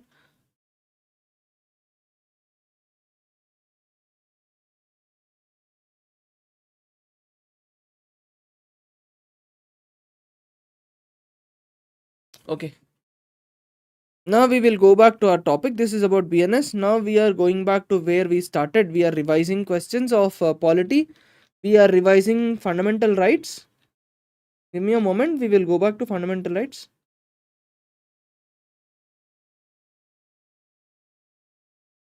It should be taken in minimal units. I hope you get a question on this topic and you guys answer the question very well, because we have spent so much time on this. Now let's come back to revising. Yeah, BNS. Do you want me to do a separate video on BNS? I think that would be better, right? Instead of wasting time now, in the next 1 or 2 days, I will come up with one video on BNS. I'll just write a handwritten notes, a simple handwritten notes, and I'll do one video on BNS and I'll post it. BNS, BNSS, BSA together. BSA, BNSS together. I'll do one video and I will post it. Or yeah, that is better. If not on YouTube, we will post it in the app. You can have, we will upload it on YouTube and you can access it for free on Siddhi app. We will post it either in the app or on YouTube. Okay, I'll tell, because whatever videos are to be posted on YouTube, I don't take the decision about it. Okay, there is one of us who handles the entire media activities. So without discussing with him, I can't promise that I'll post something on YouTube. So if necessary, we will upload it in the app and we will enable open access for everything. Now we are talking about article number 22. Article 22 is about detention. What are the rights that are there under article 22? What are the fundamental rights under article 22? Yeah, I'll just go. Meanwhile, you answer about article 22.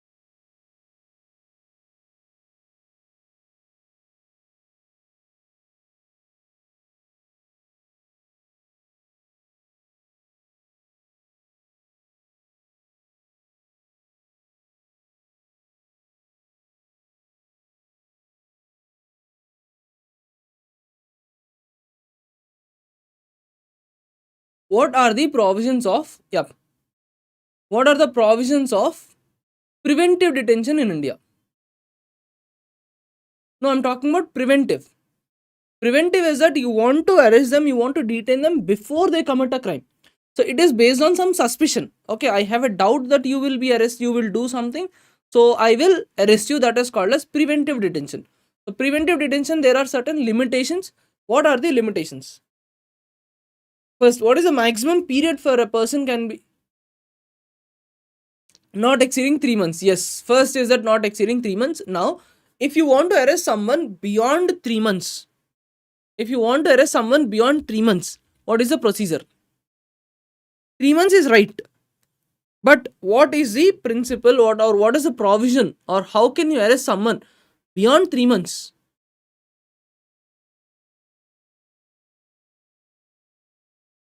Yes, a panel, an advisory board. It's an advisory board of people containing judges of High Court, and they have to talk about the arrest, or they should approve it. Only then you can do it. Next, who can fix the maximum period of preventive detention? Who can fix the maximum period of PD?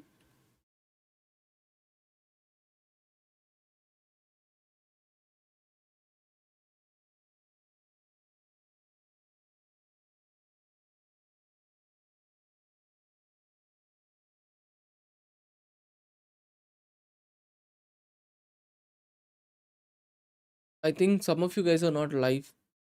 Or am I not live? Okay, yeah. Now the next question is, there is one specific act in this country under which either tomorrow or day after tomorrow, space day class will be either tomorrow or day after tomorrow. Yeah, please tell me. Next question. There is one specific act, and under that act, you can extend preventive detention to a period of 1 year. Can you tell me what act is it? Under which act you can extend preventive detention for a period beyond 1 year?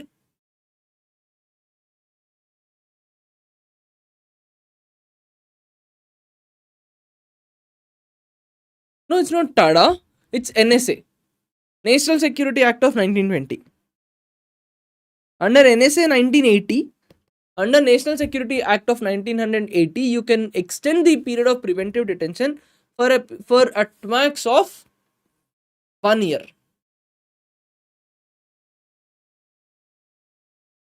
Can you tell me any other acts under which you can arrest someone for PD? Can you tell me any other acts, please? One is UAPA, you're right. One is UAPA, the other is NSA. There is one more. There is one more interesting act. There is one more interesting act. Can someone tell me what it is? MISA is repealed. Maintenance of Internal Security Act. MISA is repealed. We don't have MISA now, right? MISA is repealed. So there is one more act which is known as COFEPOSA. The act is known as COFEPOSA, that is Conservation of Foreign Exchange and Prevention of Smuggling Act. Prevention of Smuggling Act. So even under Prevention of Smuggling Act, you can be arrested for preventive detention. Next. This is all about preventive detention that we have to talk today. There is one case where preventive detention went to judiciary, and judiciary said preventive detention is okay, it is constitutional. Can you tell me what case it is?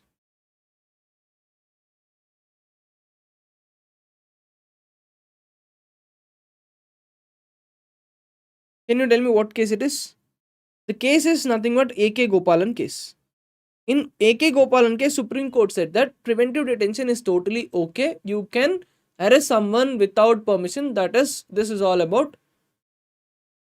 Yes, Umar Khalid case. Yes. Umar Khalid case is now going on. And yeah, we never know. There is also one more guy known as Professor G. Sai Kumar who was arrested under Maoist charges. He was recently released. So PD is very, very controversial provision. Okay, all the leaders of Jammu and Kashmir were arrested under PD before the revoking of Article 370. So it is very controversial, and yeah, our objective is only to understand what are the provisions of it. Now, what about Article 23? What about Article 23? Prohibition of trafficking among human beings. 23, 24, you're all good at it. I hope you can understand Yeah, what is the difference between 28, 29, 30? Usually you get confused here. Till 25 you can handle properly. Usually you get confused from 25. So what is 25? 25 talks about freedom of conscience, practice of any religion. 25 is about freedom of practice. 26 is management of religious affairs. 27 is about taxation. So 25 is practice. 26 is management. 27 is taxation. Please don't get confused here. Usually till 24 everybody remembers properly. Everybody can handle till 24. At 25 it is practice. 26 management. 27 taxation.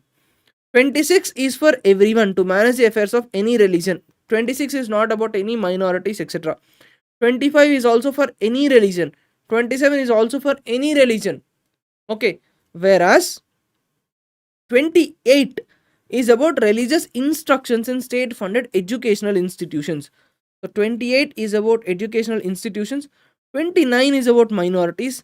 30 is about minorities. I hope you will not get confused here. Yes, you're all correct. So this is about 25, 26, 27, 28, 29, 30. Please don't get confused. You have more chances to get confused over here. Now, which article talks about writs? I know 32. What is the other article that explains, that discusses about writs?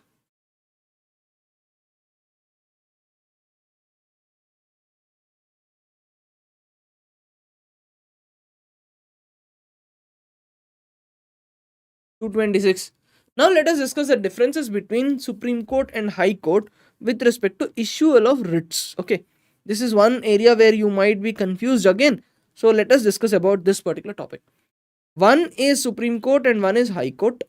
Supreme Court is under 32, High Court is under 226. I will hide myself again. I will vanish for a minute.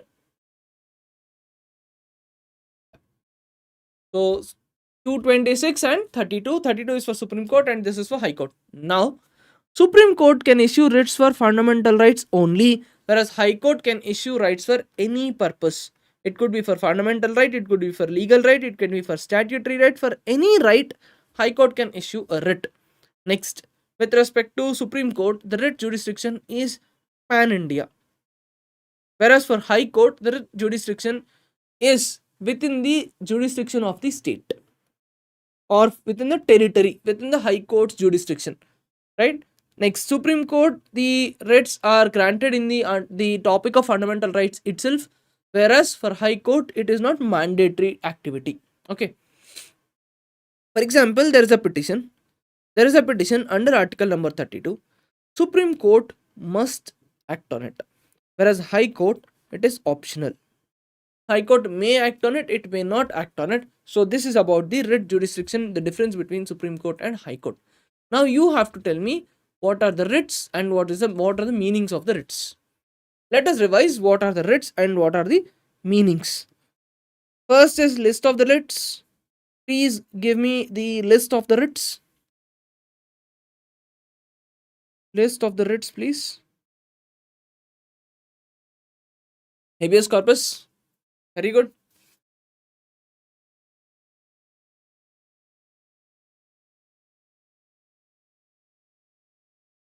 Habeas corpus, habeas mandamus, certiorari, prohibition. Yes. Yes. So habeas corpus is about to carry the body. Mandamus, we are ordering you. Prohibition is that you cannot do this. Your lower court is. Yes. Now I have a question. Which of the following writs? Which of the following writs can be issued against a private body? Which of those writs can be issued against a private body?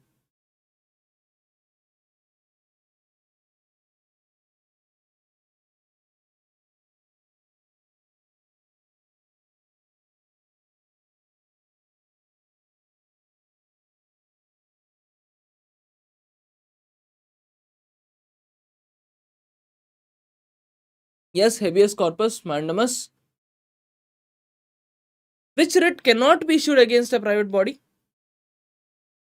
Which writ cannot be against for a private body? Yes, quo warranto is not for a private body. Quo warranto is a writ that is not for a private body. Okay. Again, even certiorari is not completely for a private body. Okay. Now, one more question. Prohibition, is it against private or government? Is prohibition against government or private?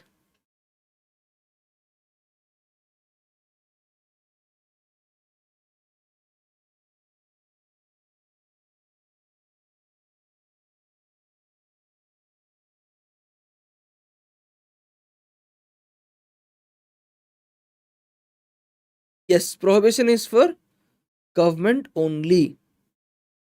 Government is for yes. Next, one more question. There is a private company. There is a private company. Let's say XYZ Infra Limited is a company. Now, this XYZ Private Limited company is executing a road project. They are laying a national highway. Okay. Now, against XYZ Infra Limited, can I issue mandamus or not? Can mandamus be issued or not against XYZ Private Limited when it is doing a national highway project?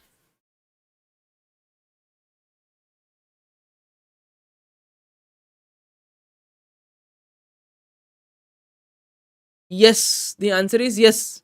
If any private body is performing a public function, if a private body is doing a public activity, in that case you can issue a writ. But here it is a private company. The private company is undertaking a public work. So, if a private entity is undertaking any public activity, any government related activity, any government related contract, government related work, then mandamus can be issued. For example, there is another company, ABC Private Limited, and they have taken the contract of Aadhaar enforcement or Aadhaar issual. Okay, there is a company, they took a contract and their job is to issue Aadhaar cards. Then they are doing a public activity. In that case, you can definitely issue these kind of writs. I hope the meaning of writs and writ jurisdiction is very clear. Yes, against TCS, yes, yes. You can give writ against TCS with respect to the conduct of SSC examinations. Yes. You can issue a writ on eduquity. Supreme Court can issue a writ on eduquity to provide the right kind of infrastructure in the exams. Yes, they can do this writ because here private individual is doing the activity of a public body. Now, next is all about our DPSPs. Now, my question is very simple. Can you tell me, if I give a particular DPSP, can you tell whether this is based on Gandhian principles or socialist principles? Gandhian principles or socialist principles?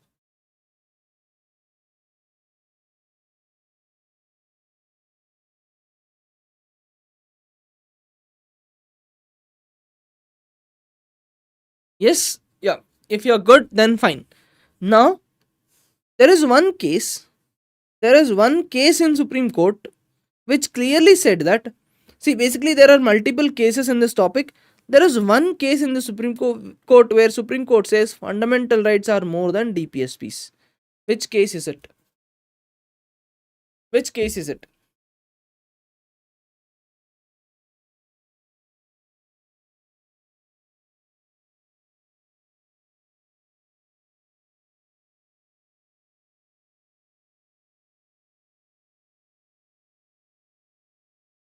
Which case is it? Are you aware of all the cases on fundamental rights and DPSPs? There are a couple of students who attended our polity classes earlier, and I'm sure they are aware of it. But how many of you are very good at the topic of cases? There are around 4 to 5 cases, major cases. There are 4 major cases that are there when we study this topic.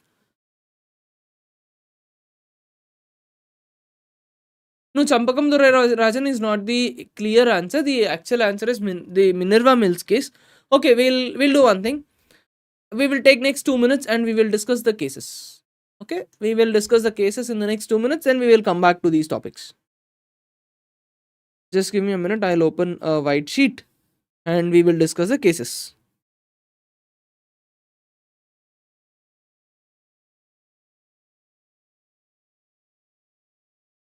Okay. Clear? Okay, we will talk about cases for 2 minutes and then we will go back. The first case that goes to Supreme Court, first case that went to Supreme Court is known as Champakam Durai Rajan versus State of Madras case. Champakam Durai Rajan versus State of Madras case. What happens is in the year 1951, Government of India introduced the concept of reservations.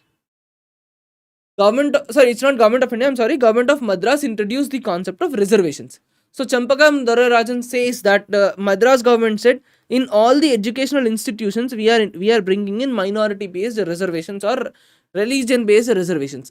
So court Champakam Durai Rajan goes to Madras High Court. There the matter is resolved. There he says that fundamental rights are always more than DPSPs and reservations are not valid. So to implement DPSPs, you cannot violate fundamental rights. You cannot violate right to equality. The whole question was that Madras state introduced reservations and reservations are violating right to equality. They are violating the right to no discrimination. This is the question in the court. Court said fundamental rights are always more than DPSPs. So fundamental rights are supreme. To ensure the equality principles of DPSP, to ensure the implementation of DPSPs, you cannot violate fundamental rights. This is the original stance. The impact of Champakam Durai Rajan versus State of Madras is that Government of India came up with first constitutional amendment of 1951. They came up with first constitutional amendment of 1951 where they spoke about special provisions for the backward classes. So this is about the first case, that is Champakam Durai Rajan versus State of Madras. Are there any doubts in this?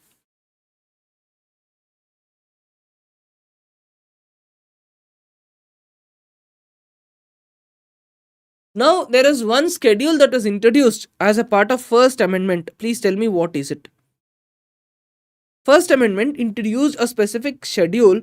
What is it?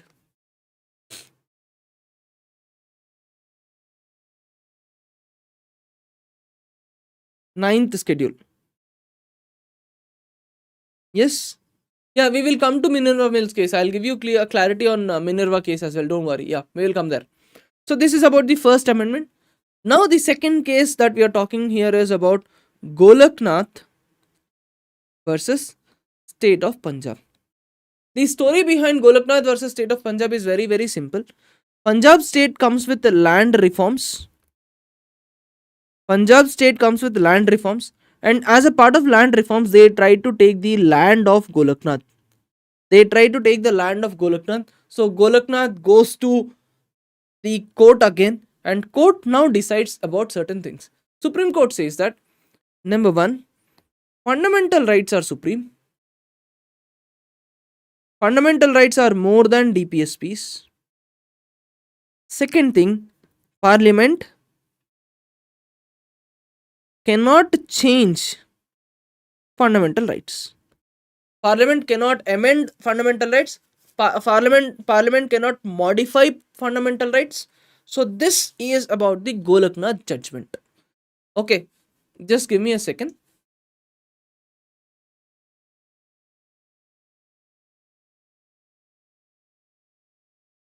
Yeah, this is about Golaknath judgment.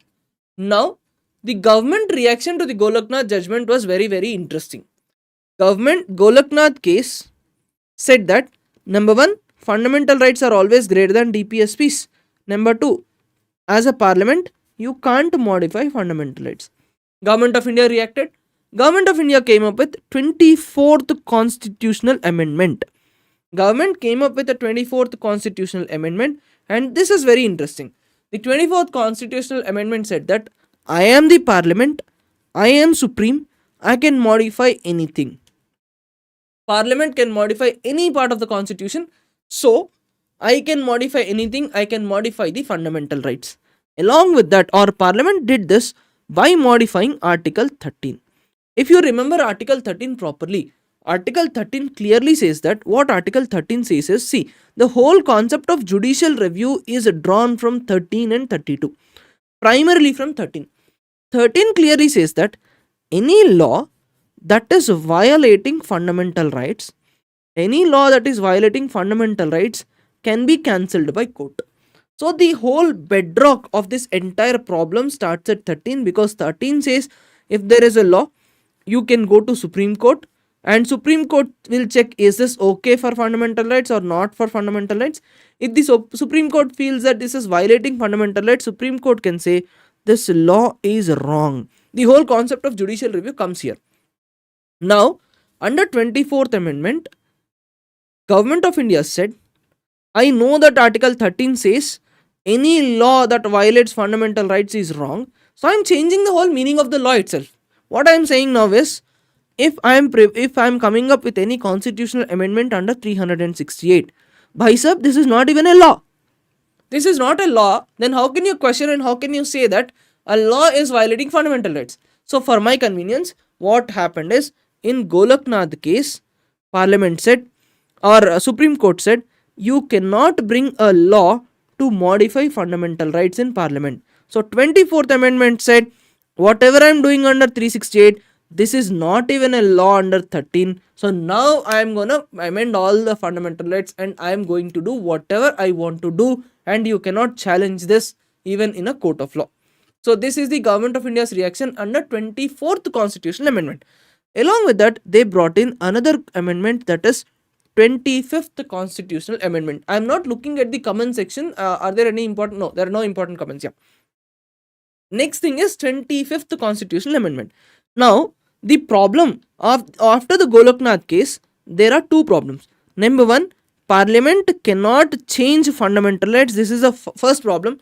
For this problem, the solution is 24th Amendment, where they said, if I am doing anything under 368, it is not even a law. Okay, so this is the first problem, they sorted it out. Second problem is that fundamental rights are more than DPSPs. This is the Supreme Court judgment. To solve this problem of fundamental rights are more than DPSPs, they came up with 25th Constitutional Amendment. Under 25th Constitutional Amendment, they said that we want to now give some priority to DPSPs. I want to establish a scenario where DPSPs are more than fundamental rights. But government knows that if it says all DPSPs are more than fundamental rights, it will become very impossible for them to implement anything. They can't do anything. The main problem, the whole problem of the entire fight was that Government of India wanted to bring land reforms. Government wanted to bring land reforms. They want to distribute land among people. The whole story originates at Zamindari system, where all the thousands and thousands of acres were in the hands of zamindars. So government wanted to take this land and it wanted to give it to the people. It wanted to distribute the land. So when it wanted to distribute the land, it has to come up with a solution where it can say, I want to distribute wealth. I want to distribute wealth and I want to prevent concentration of wealth. And I should come up with a solution where I am saying, if I have to do this, this must be more than my fundamental rights. This must be more than my fundamental rights. So in 25th Constitutional Amendment, they said that Article 39B, Article 39C, these are always more than fundamental rights, and this was introduced under Article 31 of C. In Article 31C, they clearly said that any law that is implementing 39B and 39C is always above and more than fundamental rights. That is Article 31C. So under Article 31C, what happens is, one, they says that anything that you want to implement 39B, 39C, this is more than fundamental rights. One. Second thing is, if I make a law under 31C2, if I make any law which says, that is, for example, let us say I am preparing a law. I am making a law, and in the heading of the law I say this is to implement 39B. But in the law I talk about some other nonsense. It is nowhere relevant to 39B or 39C. Let us say I am talking about a particular law that will punish opposition parties. that will punish opposition parties. What 31C2 said is, even if the content is irrelevant, if the law says this is about 39B and 39C, you cannot question this in the court. 31C2 is this provision. So over a period of time, Supreme Court clearly said that whatever you're talking is utter nonsense. It is literally senseless. So 31C2 is wrong. You can't say that. You can't take away judicial review power from us. So that is a story of the 25 and 26. So I hope the story of the entire thing is clear. Golaknath versus State of Punjab. It is about land reforms, where people went to Supreme Court, and Supreme Court said two things. Number one, fundamental rights are always greater than DPSPs, and Parliament cannot change any fundamental rights. The solution for this is 24th Constitutional Amendment, and in 24th Constitutional Amendment, Article number 13 was modified, and any law that is made under 368, any constitutional amendment made under 368 is kept out of the purview of Article number 13, and along with that they came up with Article 31C, and in 31C they said that whatever provisions I am doing to implement 39B and 39C are always greater than fundamental rights. So this is the whole story of the Golaknath case and 25th and 24th and 25th Amendment.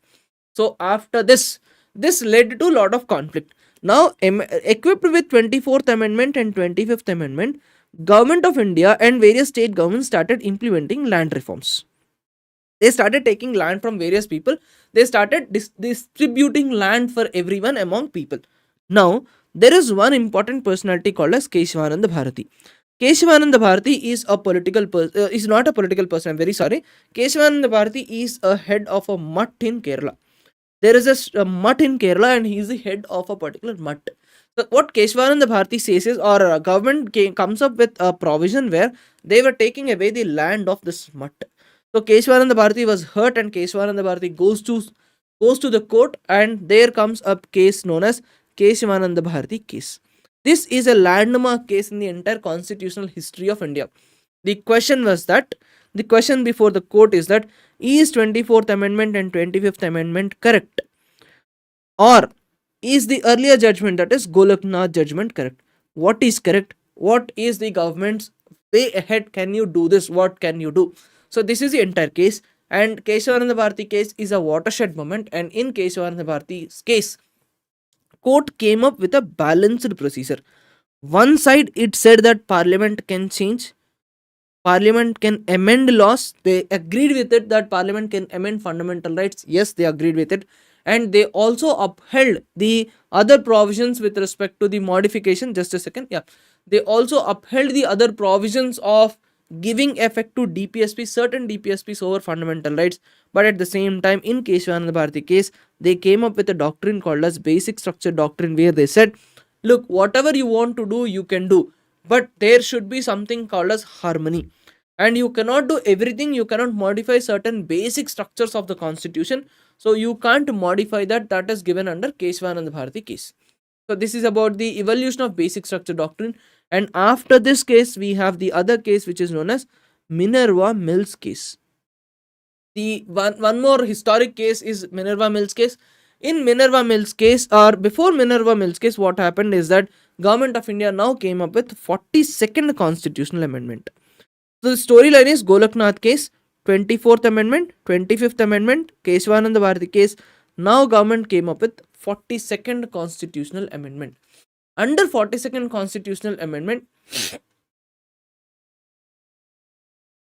42nd Constitutional Amendment is also known as mini constitution. 42nd Constitutional Amendment is also known as mini constitution, and there were a lot of provisions that were introduced. So this was basically introduced in the backdrop of Indira Gandhi's emergency. So the aim of the 42nd Constitutional Amendment was all to centralize the entire power. Indira Gandhi wanted to take the entire power into the control, and they wanted to give lot of power to the Prime Minister of India. So they introduced a lot of provisions, and in these provisions, they also tried to ensure that fundamental rights, DPSPs are more important than fundamental rights. So that was 42nd Amendment, and in a reaction to the 42nd Amendment, people went to court again. The solution was given in Minerva Mills case. So the final case in this entire history is Minerva Mills case. Minerva Mills case, in Minerva Mills case, they said that certain parts of 42nd Amendment are wrong, but certain parts are right, especially the part that said certain DPSPs are more than fundamental rights. This is correct. They upheld this particular part, but finally, what they said is that harmony is important. So, this is the entire story of the constitutional case history of this country and all the relevant provisions and amendments. I hope this topic is now clear. This is a long discussion of the cases. I'm sure you will be good at the topics. So I'm picking up those topics that you will be finding difficult to comprehend. Okay. I'm not promising that you will have all the questions from this itself, but if at all there are questions on this, you will not make a mistake.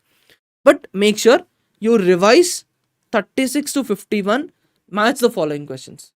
Minerva Mills is 1980. Minerva Mills is 1980. There can be match the following questions on this topic. There can be match the following questions on cases, amendments. There can be match the following on your DPSPs also. Okay.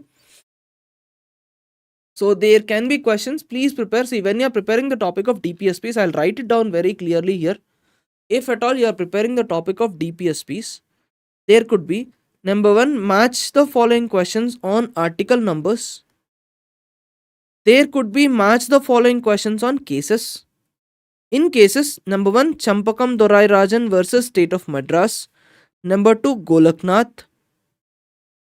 Next is about 24th Amendment, 25th Amendment. Then you have to talk about our Keshwanand Bharati case. Then there can be questions on 42nd Amendment. Then there could be questions on Minerva Mills case. Okay. These are the primary cases. There can be questions on this topic. And in these topics, there will be match the following questions. There will be match the following questions. Okay. Yeah, Shankari Prasad case is also important. Yes. Shankari Prasad case is also important. Do you want me to revise Shankari Prasad case as well?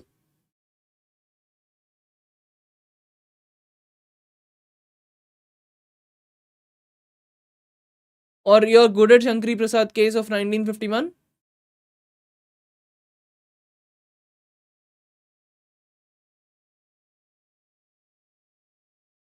The question in Shankari Prasad case is also about, can Parliament amend fundamental rights under 368 or not? That is the question under Shankari Prasad case. And in Shankari Prasad case, Parliament clearly said that, Supreme Court clearly said that Parliament can amend fundamental rights, and under 368 even this part is also included. Yeah. See, the Shankari Prasad case is very, very simple. I told you about Champakam Dorai Rajan versus State of Madras. So after CDR versus State of Madras, first amendment was introduced in 1951. Now, the next case is Shankari Prasad case. In Shankari Prasad case, Shankari Prasad went to Supreme Court and Shankari Prasad asks, can Parliament amend fundamental rights or not? Because under first amendment, Parliament brought in reservations, and they brought in under the pretext that they brought it under Article 368. They came up with an article called as Article 368, and according to Article 368, they amended the Constitution. So now the question before the court, the question posed by Shankari Prasad is, can Parliament amend Constitution under 368 or not? This is the question. So court clearly said, yes, you can amend, you can do that. So first amendment is valid. This is the question, this is a discussion under Shankari Prasad case. Shankari Prasad case is in the year 1951 itself, after the first amendment. So this is about the cases, etc., etc. And there are other DPSPs also. These are also directive principles of state policy, especially 335 talks about SC, STs to services. 350A is about mother tongue at the primary stage. 351 is about development of Hindi language. So you have to work on these topics. Next, this is a list where we are talking about what are socialistic, what are Gandhian principles. Please make sure you are good at article numbers. I'm not wasting your time on article numbers. Okay. I'm confident that you are good at article numbers. You can handle them. Next is about duties. Which committee recommended duties? Which committee recommended duties?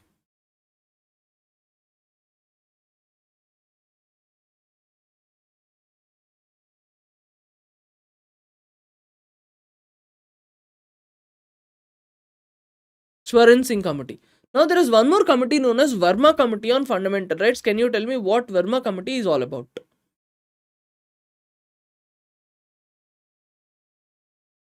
Yes, Swaran Singh is right. Can you tell me what is Verma Committee all about?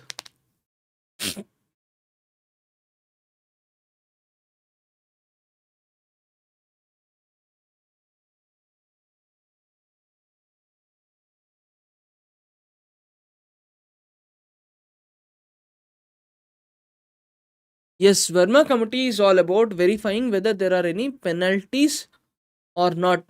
Are there any provisions that implement certain penalties or not? Can you give me one example?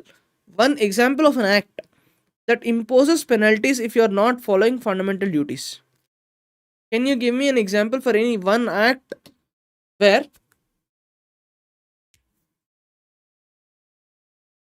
you can impose penalties if you are not following fundamental duties? Can I say prevention of insult to prevention of insults to nations of honor? I mean National Honor Act. There is one act called as prevention of insults to national honor. That is, you cannot disrespect national flag and anthem. Right? That is one act. Next is Forest Conservation Act. Yes, UAPA, Forest Conservation, Wildlife Protection. Very good. So this is about Verma Committee. Now, which constitutional amendment introduced right to education or education related provisions in fundamental duties? Which constitutional amendment introduced education related provisions in fundamental duties? 86th Amendment. Yes, 86th constitutional amendment introduced. Yes, very good. Nice. So this is about the important part of duties. Next is the basic structure, and here is the notes about the cases. Shankari Prasad case, Golaknath case, Keshavanand Bharati case, Indira Gandhi versus Raj Narayan case, and Minerva Mills case. So these cases, and this is the summary. You can go through these cases. You can go through this notes. Now we are talking about amendment procedures. Now tell me, give me three situations where you can modify them with simple majority. Give me any three situations where you can modify the provisions of Indian Constitution under simple majority.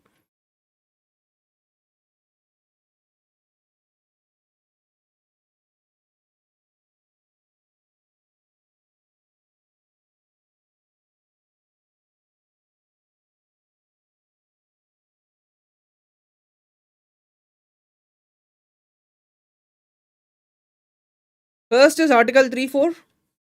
First is about states. Article 3(4). Should I hide myself and write it down? See, these are your questions. These are the areas where you will be asked questions, and these are the areas where you get confused. So article number 3 needs only simple majority. It is not covered under 368. Next, citizenship. All provisions of citizenship, article 5 to 11. These are under simple majority only. Yes or no? Next is about article 169. Article 169, where you can create or abolish any legislative councils, SLCs. State Legislative Council creation and abolition is under simple majority. Yes or no? What about schedules? All schedules, modifications of all the schedules is through simple majority. Yes, delimitation exercise is also through simple majority. Yes, delimitation is also through simple majority. Next, tell me, what is the meaning of puisne judge? In a Supreme Court, who is a puisne judge? Who is a puisne judge?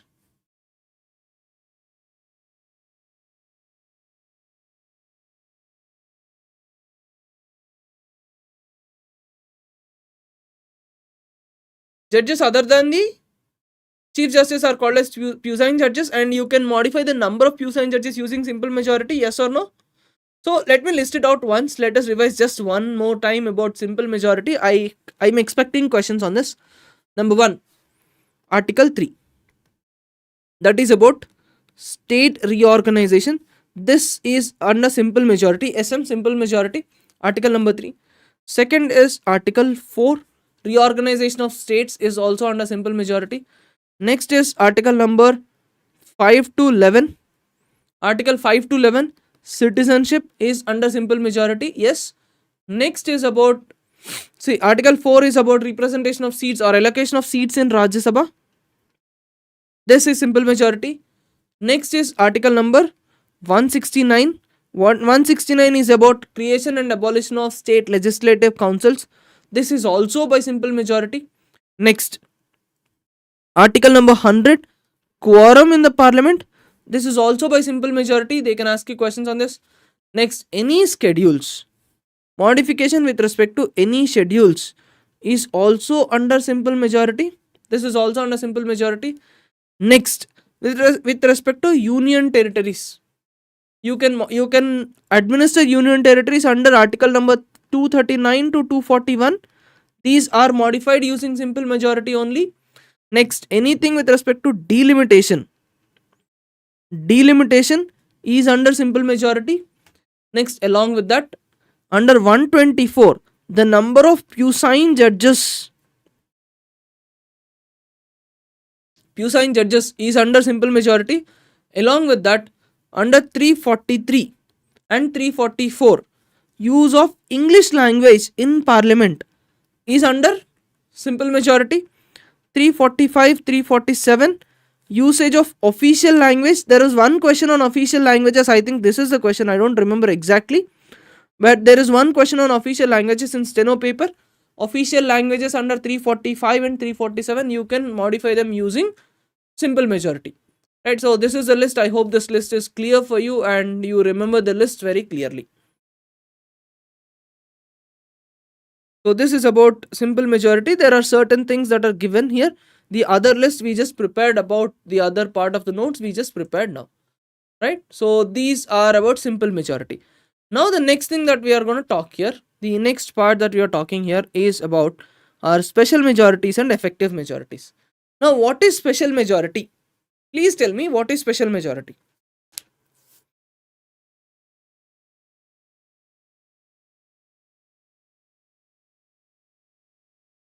What is special majority? I will stand for 1 minute. Yeah.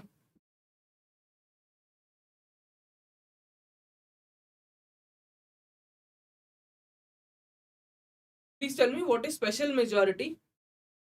Majority, 2/3, yes. Majority of the house and the majority of 2/3 of people present in the house and voting is called as special majority. Yes. Now, what is the other majority that is mentioned in article number 368? Am I properly audible? It's been really long that I've been sitting for the last 20, 30, last 1 hour or more. I stood for a moment. Am I clearly audible? I'll increase the gain of the mic so that I'll be better. Yeah. What is the other provisions? See, there are certain provisions where you must send the bill to the states for ratification. So my question is, when Parliament sends a particular bill to a state, do they need special majority or do they need a simple majority in the state to ratify a bill? Ratification by states, yes. Is ratification by states done via special majority or simple majority in the state assembly, not in the parliament? Yes, very good. Simple majority. Right. Now, what are the provisions with respect to what are the provisions where you must send the bill to the states? What is the theme behind sending a bill to the state? What is the theme behind sending a particular bill to a state?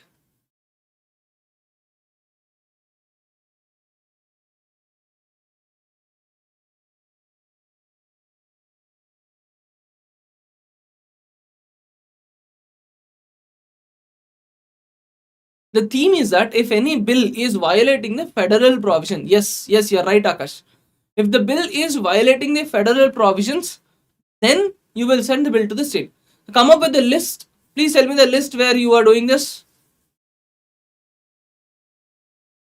All the provisions where you need to send the bills to the states. Let me see how many of you can recollect and revise.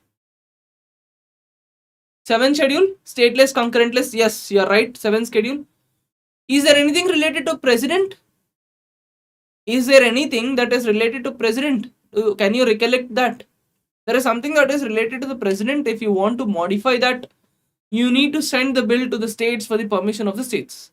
Yes, election of the president. Yes, very good. And judiciary, provisions related to Supreme Court, High Court, elections of president, representation of states in the parliament, number of people who are there in the parliament. Yes. So this is about Article 368 and the provisions of Article 368. So there can be two kinds of questions. One is they will give you a small list, 1, 2, 3, 4, 4 options. They will give you 4 different options and they will ask you which of the provisions need simple majority, which of the provisions need special majority, and which of the provisions need for which of these provisions you need ratification by the state legislatures also, right? So those are the types of questions that they can ask you on this particular topic. Now the next thing that we are talking here, the next thing that we are going to discuss here is about parliamentary form of government. You can handle most of the questions on this topic. Yeah, one question for you. What is the meaning of collective responsibility? What is the meaning of collective responsibility?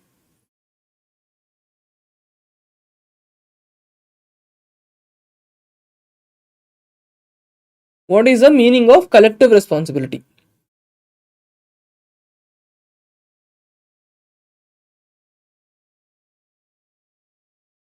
The collective responsibility is very simple. In Indian Parliament terms, there is something called as collective responsibility, and it is very simple. It is that if there is a complaint on any of the ministers, or for example, the meaning is very, very simple. Prime Minister and Council of Ministers together is a team. So either you float together or you sing together. For example, let us say a minister, let's say GST Council brought certain reforms. Okay, now GST Council brought certain reforms, and there are certain areas where the other minister is not okay with it. For example, Defense Minister is not okay with it. So, Defense Minister cannot come out and publicly say, I am not agreeing the GST reforms. Okay. Defense Minister cannot come and say, I am not agreeing with the GST reforms. He must agree with it. If he has a problem with it, he must resign and come out of the government. We have one stellar example where the personality that I'm talking about, was not okay with the cabinet's decision. So he resigned and he came out of the government. Can someone tell me who is the personality? Which personality am I talking about? Can you tell me?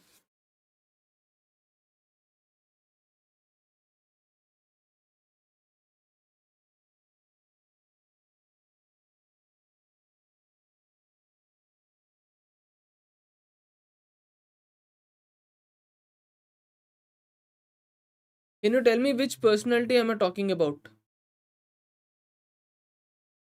Yes, B.R. Ambedkar. Yes, you're all correct. With respect to Hindu code bills, B.R. Ambedkar was not okay with it. So he had to resign from Nehru's government and he came out. See, Chetan, collective responsibility is very simple. Let's say there are 10 ministers. If one minister is not okay with it, I'll tell you with the same example that we are discussing. Nehru government wanted to introduce Hindu code bills, but Dr. B.R. Ambedkar was not okay with it. So, as a minister, you must agree for it. If you are not okay for it, you have to resign and you have to come out. Now, which article introduces collective responsibility? Which article, which clause? Article 75. There is one number in the braces. What is it? Which subclause of Article 75 talks about collective responsibility?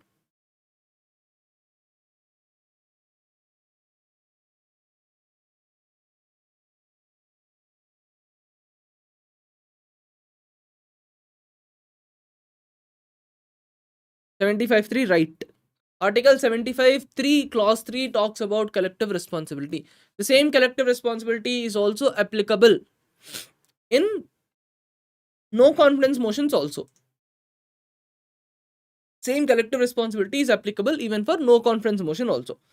Yeah, this is all about this normal executive, real executive. You can handle all these questions. Parliamentary form of government. Yeah, there's one more question. Yes. Give me the list of countries where there is no written constitution. Give me the list of countries where, give me any few couple of examples where there is no written constitution.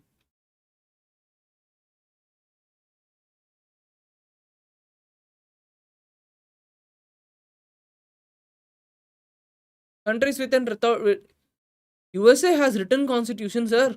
Who said UK doesn't? USA doesn't have. UK is your answer. UK has no written constitution. New Zealand, there is no written constitution. Okay, there are a couple of examples, UK and New Zealand, etc. USA has written constitution, Sandeep. USA has very crystal clear written constitution. UK, there is no written constitution. There can be questions on this. Okay, next topic is about legislative relations. You can handle this. Yeah. Are you aware of the topics, or are you aware of the items that are mentioned in state list, union list, concurrent list? Can you mark the differences?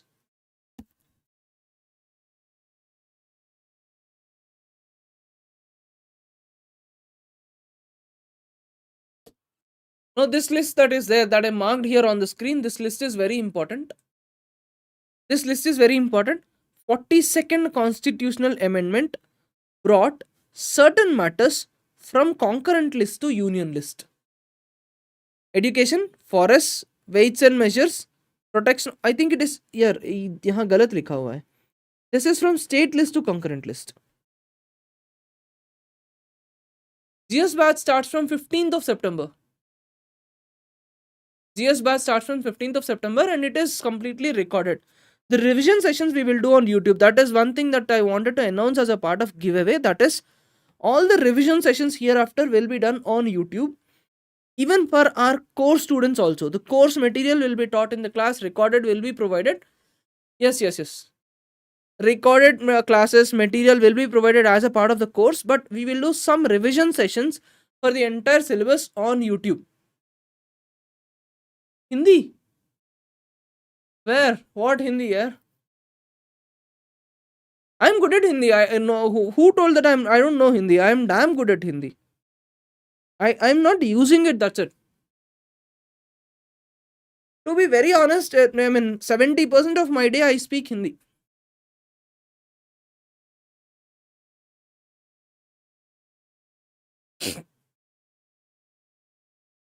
Fine, let's get back to the topic that we are talking. This is one thing that is important with respect to center and state relations. In central and state relations, we have to talk about legislative relations, then we have to talk about administrative relations and financial relations. Acha, I spoke in a flow. That's what. See, inherently, I'm used to talking Hindi a lot. I have most of my friends are from Himachal Pradesh, Uttarakhand, etc., etc. Yeah. There are so many friends from Himachal Pradesh, Uttarakhand, and all the other regions, and we speak a lot in Hindi. My majority of my day goes in Hindi.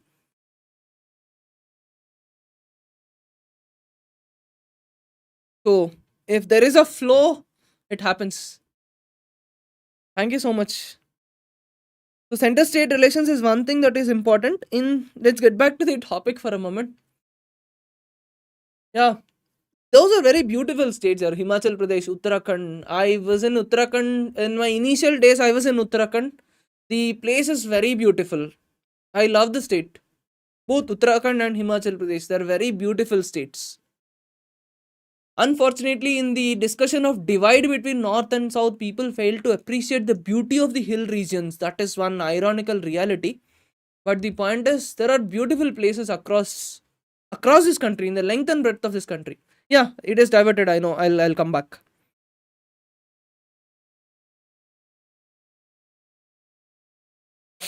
Fine. Now we are talking about the relations and the articles related to the relations. This is one topic that is ignored the most. Okay. This is one topic. Most of you guys were given coupons. If you are not given, please reach out on the WhatsApp number. We will sort it out. The topic of center and state relations is all about what are the various provisions that determine and that decide how central government takes its parts, how state government draws its parts. So this is about center and state relations. With respect to legislative relations, that is about making laws. All this is mentioned in 7th schedule. Now my question to you is, under what conditions you can, or parliament can make a law on the items of state list? Under what conditions parliament can make a law with respect to the items that are there in state list? What are the rules and regulations? That is a topic of discussion. Please answer this question.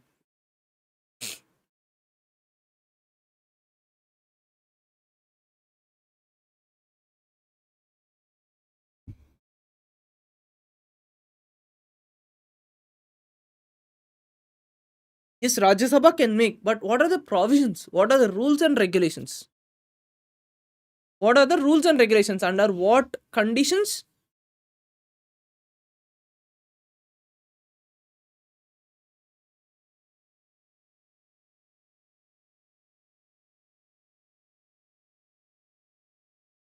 What are the exceptions? Which articles? So first is about Article 249. First thing is about Article 249. See, we have Lok Sabha, Rajya Sabha in the parliament, and we know that Rajya Sabha is representing the states. So, to pass any law for any matter that is there in state list, to pass any law for any matter that is there in state list, it is a Rajya Sabha that is our point of contact. So, Rajya Sabha has to say, look, make a law on this matter on the state list. And for this, Rajya Sabha should pass this with a 2/3 majority, that is super majority, 2/3 of majority present and voting. The special majority, Rajya Sabha should pass this particular bill. They should say, please make a law on this particular matter in the state list. In that case, Parliament can make that particular law. And this can be done only in the interest of the country, in the national interest. Next special provisions or special situation is whenever there is emergency. When there is national emergency, then Parliament can make a law on the matters of state list. But the point is, let us say today there is emergency and Parliament made a law. At the end of December 31st, emergency has been revoked and we are not under emergency anymore. Then this law is valid for a period of 6 months from now. This law is valid for a period of 6 months from now. So you can make a law for this is valid for a period of 6 months. After that, this law is not valid anymore. I think I have to hide myself again. Next article that we are talking about is when we are looking at article number 356. Any state, when it is kept under president's rule, when a state is kept under president's rule, then definitely you can make laws. You can make laws on the matters of state list. Next is that there is article number 252. Now there is Andhra Pradesh, then there is the state of Telangana, then you have Karnataka, you have these three states. Now there is a Krishna water dispute between the states of Andhra Pradesh and Telangana. One thing, they can solve this issue by themselves. The other cases, Andhra Pradesh and Telangana together, they ask the parliament, the state legislatures of AP and Telangana, they can ask the government of India to make a law on the matter of Krishna river so that both the parties, both the states can be satisfied with this particular matter. In such cases, Parliament can make a law. Right? Under 252, when two or more states, they make a request stating that they pass a resolution stating that we want a common law, then a law can be passed by a parliament. There is one classic example for this, that is Wildlife Protection Act of 1972. Wildlife Protection Act of 1972 is created in this particular provision. Along with that, there is one more article which is known as Article 253. Article 253 says, Parliament can make a law in a matter of state list on any matter of state list, but to give an effect to a international convention. To give an effect to international convention. For example, back then there was a conference called as Stockholm Conference. There was a conference called as Stockholm Conference. Government of India went to Stockholm Conference and they signed the Stockholm Conference. So this conference is all about environmental protection, and this happened during the period of Indira Gandhi. Stockholm Conference clearly said that we want to protect the environment, we want to ensure that environment is not damaged, right? So Government of India went there and signed the Stockholm Conference. We came home. Now we wanted to implement the Stockholm provisions. So Government of India came up with an act called as Environment Protection Act. This act was created, this act was brought into effect in the year 1986 to give effect to Stockholm Conference. So you can create an act on the matter of state list to give effect to the topics or to give effect to any international treaty. So the articles are as follows. 249, you can make any law on a matter of state list under 249 if it is under national interest, and this is to be passed by Rajya Sabha with 2/3 majority. Next, under 250, you can do this when the country is under emergency. Article 250 says you can make a law when the country is under emergency, but then the law is valid only for a period of 6 months. Next, under 356, if a state is under president's rule, then you can make a law. Parliament assumes the powers of the state legislature. Next, under 252, if two or more states pass a resolution and they want a law, they can make a law. Let us take, for example, the states of Uttarakhand and Uttar Pradesh went ahead and they went for a common law. Now, they can ask for a law and the law is passed by the parliament. After the law is passed, either Uttarakhand or Uttar Pradesh, both of them cannot say we are coming out of this. You have only entry, there is no exit. Under Article 252, yes, you have entry, but there is no exit. This is Article 252. Next is 253. 253 is about international treaties. To give effect to international treaties, yes, you can make laws. One classic example for this is Environmental Protection Act of 1986. So this is about Parliament making laws with respect to state legislature. Right? So this is about Parliament making laws on state legislature. Now we are going ahead to the next topic. Administrative relations are very clear. It is parallel to the legislative powers. Taxation is also clear. Next is about interstate relations, that is issues between two different states. One important thing that you have to talk about here is about interstate water disputes. This is very important. Interstate water disputes are covered under 262. See, if there are any issues between any two states, there are two articles. Article number 1 is about 262. Article number 2 is about 263. 262 talks about water disputes. 262 talks about water disputes, and when we are talking about water disputes, the provision is that Parliament can create a tribunal. Yes, under 262, Parliament can create a tribunal. There are so many tribunals in this country. For example, let us say we have Kaveri Water Tribunal, Krishna Water Tribunal, Pranahita Water Tribunal. There are a lot of water tribunals in this country. Yes, Godavari Krishna River Management Board. The Parliament can come up with river water management boards, and Parliament can say, look, this is the final decision of this river management board. Even Supreme Court cannot involve in this matter.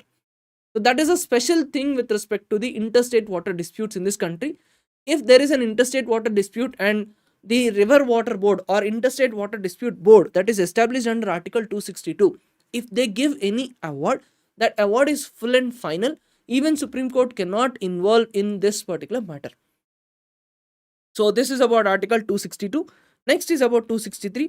263 talks about establishment of interstate council. So 262 is about interstate water disputes and river management boards. 263 is about interstate councils. Interstate councils are established to ensure that there is good amount of harmony among the people of the states. Various states, there are various problems, there are always issues. Yes, because there is a lot of geographical differences in this country, and geography can cause a lot of different problems. So because of that, there could be a lot of issues. So we want a council, a body where everybody can come, sit and discuss and solve the problems. So interstate council was established. The chairman is the prime minister, and all the chief ministers of various states and the legislatures are allowed to be members of this. And there are also 6 central government ministers who are a part of this. So this is about interstate councils, right? So we discussed about 262 and 263. 262 is for water disputes. 263 is for interstate councils. Next, there is one more thing called as Northeast Council. Northeast Council is established in the year 1971. Let us discuss about Northeast Council for a couple of minutes, because this is again one topic that people usually ignore. So I am discussing it now. Northeast Council is established in the year 1971. Okay. Northeast Council is established in the year 1971. The objective of the Northeast Council is that, just a second.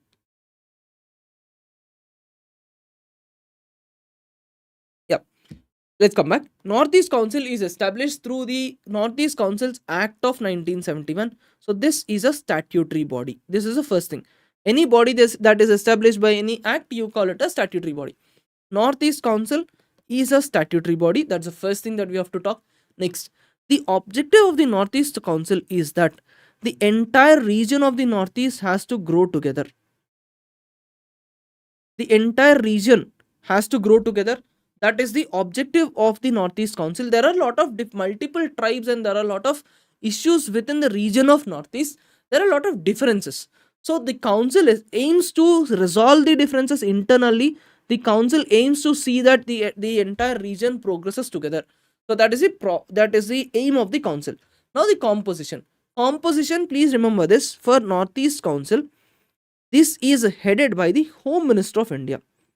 Ministry of Home Affairs or Home Minister handles this, because the objective of the Northeastern Council is also to ensure the internal security.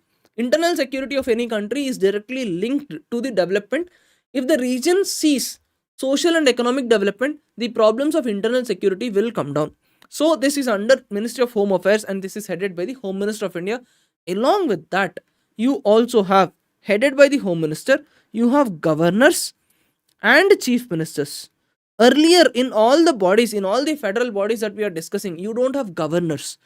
In Northeastern Council, you have governors of all the states, you have all the chief ministers, and along with that, there are 3 members who are nominated by the president. So this is about Northeastern Council, and Northeastern Council will advise the government of India on how to take care of the entire region, how to ensure that there is economic development and also social development, and along with that they will also discuss and deliberate upon internal security, insurgency and various border issues, right? So this is about the Northeastern region. But one problem with respect to Northeastern Council is that Northeast Council is just advisory body. It cannot mandate anything, it cannot force government to anything. So that is one problem with respect to Northeastern Council. This is all about the Northeastern Council. And if there is a question on Northeastern Council, please write the exam and let me know. Please text us and tell us that there is a question on Northeastern Council. This is a composition. You have Home Minister, then you have 8 governors, you also have all the 8 chief ministers, and you have 3 people nominated by the president. This is about Northeastern Council. I hope this is clear to you. You have all the Northeastern states and Sikkim as well as a part of this council. Composition, you have Sikkim as well. You have Sikkim and all the other 7 Northeastern states. Are there any doubts? Yeah.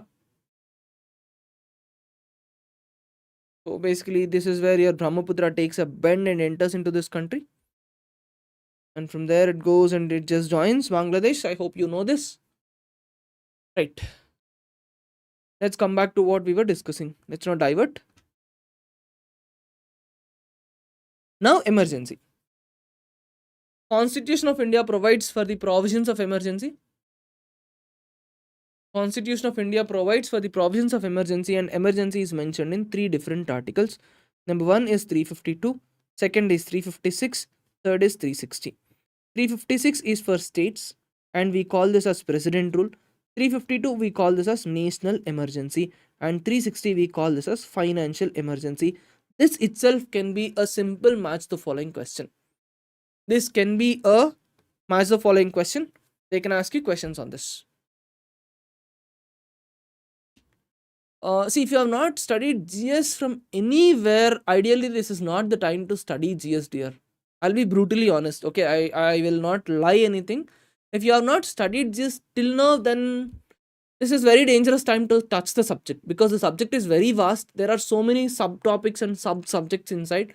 So what I would suggest is that please pick up certain topics. For example, let's say government schemes, or it could be sports, books and authors. Okay, and there could be questions on space tech. Or if you want to handle the questions of GS, what I suggest is that you can pick up the Steno question papers and you can handle the Steno question papers. but still it is a very risky game. The suggestion is that please focus on the other subjects. Just a minute, I'm a first batch student and I'm enrolled in all the courses of Siddhi. Today I filled out the Google form, upgrade in the Brahmos. Can I get the coupon? Yes, you will get the coupon, don't worry. You will get the coupon. And no, Sandeep, at this point I'm not talking about any computer classes. No, I'm not talking about any of the computer classes. Indian, you will get the coupon. You just filled out the form, right? You will get the coupon in the next 1 to 2 days. You will get it. Right. Now let's get back to the emergency. There are three provisions of emergency, or three major articles that are there for emergency. One is 352, the other is 356 and 360. 352 is about national emergency, 356 is state emergency, and 360 is financial. Now my question to you is, which constitutional amendment made a major change with respect to on what grounds emergency can be imposed? I want a holistic answer. There is one constitutional amendment. It replaced a particular word. Originally, there was internal disturbances. The word was replaced to what? And what is the entire story about it?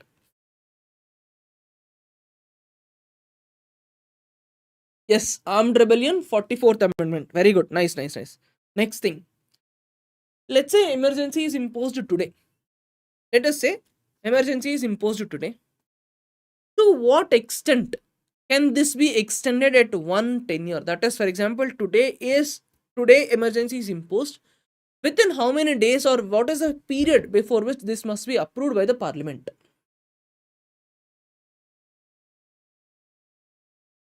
Within how many days, or what is the period before which emergency has to be approved by the parliament?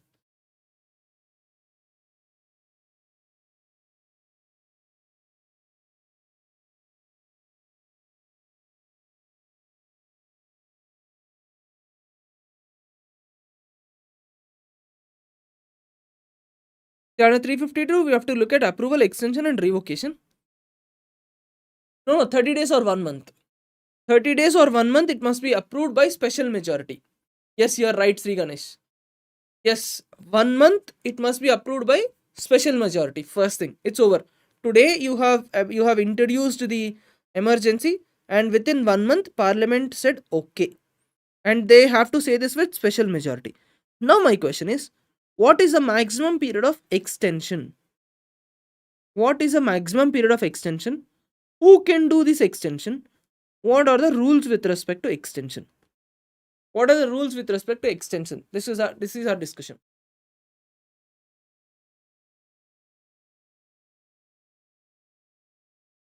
Extension can be done by the parliament.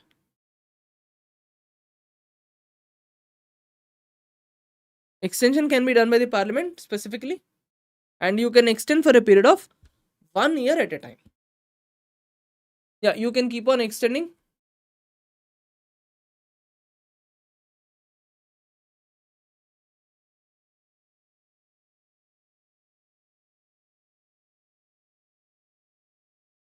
Yes. Next, who can revoke it? Okay, now that parliament has extended it, there is a particular period for which it went on and on. Who can revoke it? Is it that only parliament can revoke emergency? Who can revoke it? President can revoke it? Yes, president can revoke it. Or even Lok Sabha can revoke it with simple majority. So emergency is imposed by the government of India, that is with the sign of the president, and it can be revoked by Lok Sabha also. There is one more safeguard that is introduced with respect to emergency under 44th Amendment. This is about the consultation of the entire Council of Ministers. See, what happened is, the first emergency, Prime Minister sent a letter to the President. President said, okay, let us impose emergency. Indira Gandhi's own cabinet was not aware of this decision. Her own cabinet was not aware of this decision. But after 44th Amendment, it is mandatory that entire cabinet is consulted, and the resolution of the entire cabinet is mandatory to impose any kind of emergencies. Yes. Now, which fundamental right is automatically suspended during national emergency? Which fundamental right is suspended automatically in case of emergency due to a war? Due to a war.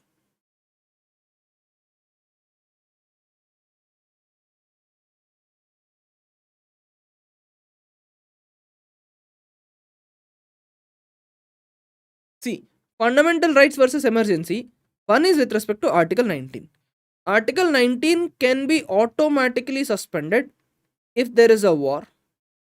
Then there is no automatic suspension if this is because of internal or armed rebellion. I'm sorry. If this is because of armed rebellion. Okay, clear? This is about article number 19. Next is 20 and 21. 20 and 21, you cannot enforce, or sorry, you cannot suspend 20 and 21 at all. Is this clear? Fundamental rights and emergency. Within emergency provisions, there are two different articles, 358, 359. 358 talks about article number 19. 359 talks about all others except 20 and 21. 19 can be automatically suspended when there is national emergency because of war. In all the other cases, there is no automatic suspension. And all the other articles can be suspended, but 20 and 21 cannot be suspended. This is emergency versus fundamental rights. This is how you need to write your notes. Let me take 1 second. I'll not waste much of your time again. Ideally, this is how you have to prepare your notes, and these are your charts. Beyond this, you don't need to write anything. If you want to summarize everything in a single sheet, emergency, you will say 352. 352 is national emergency. Then you will say article number 44. 44 said armed rebellion is okay, internal disturbance is not okay. You'll slightly elaborate. This is about 352. Then you will say fundamental rights versus emergency versus fundamental rights. Then 358, 359. 358, article 19. Automatic suspension due to war. No automatic suspension when there is armed rebellion. Next is 359. 20 and 21, no suspension. Next you will say 356. 356 is about president rule. So basically this is how you write your revision notes. I mean, it's okay even if you don't have a revision notes at this point of time. Please don't do this activity now. But when you're preparing for tier 2, make sure you prepare your revision notes like this. Now 356. 356 is also known as president rule, and 356 or president rule is on a state. Whenever law and order is disturbed in a particular state, then union government can impose president rule on a state. Currently, state of Manipur is under president rule, and parliament has to approve this with simple majority only, and that is more than enough. So this is about president rule and the provisions of president rule. You can handle it. Yes, this is also again important. So there are certain situations where president can give directions to states. Can anyone tell me in under what circumstances president can give directions to the states? See, basically, president or union government of India can communicate to states. There, they can give advices. Advices are not mandatory, but there are something called as directions. Directions are mandatory. If you are not following the directions, then state government can be suspended and president rule can be imposed on the states. So can someone tell me under which circumstances government of India issues directions to states?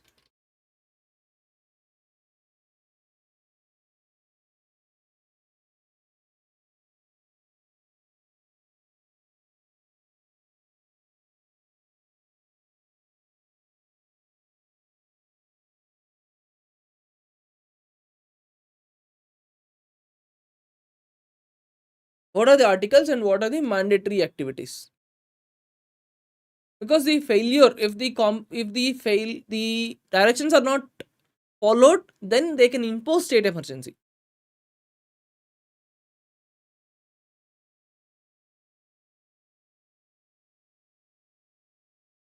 Okay. If the law and that is okay. For law and order, recommendation of governor is mandatory. But there is one more thing called as article number 257. Under article number 257, there are certain issues.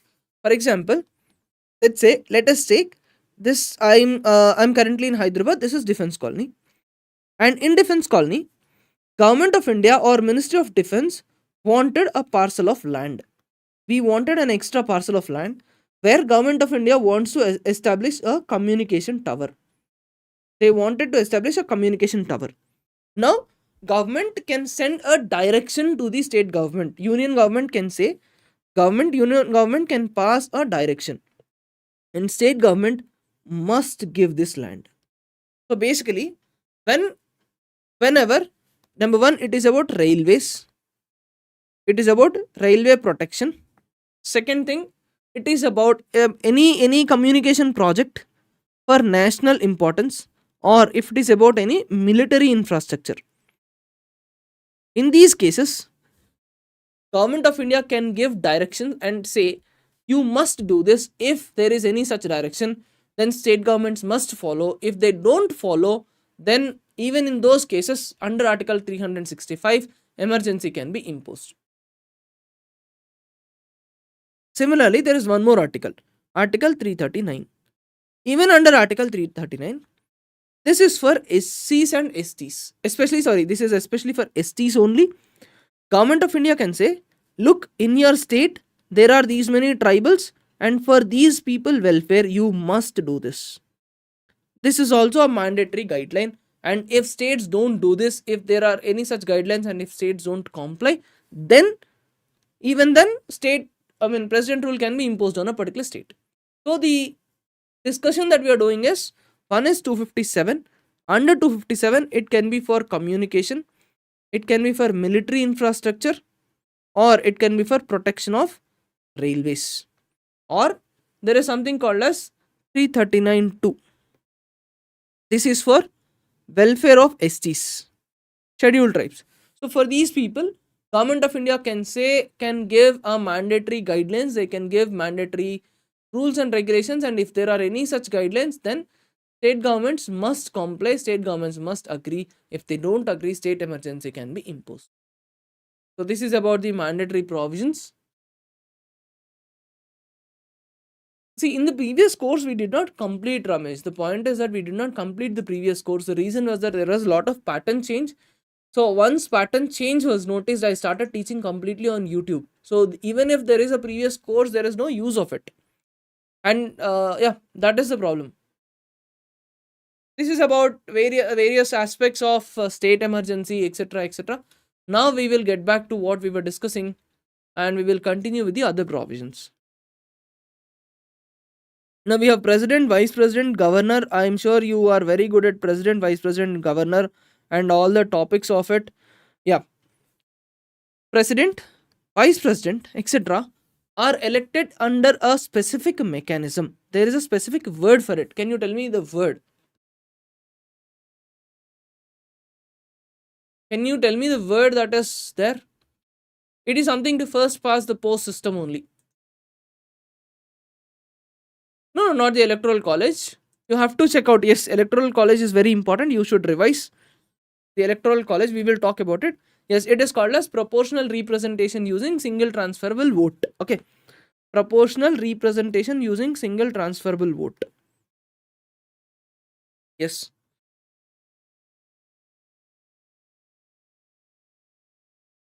Next. Who can vote and who cannot vote with respect to presidential election? This is very important. Please see.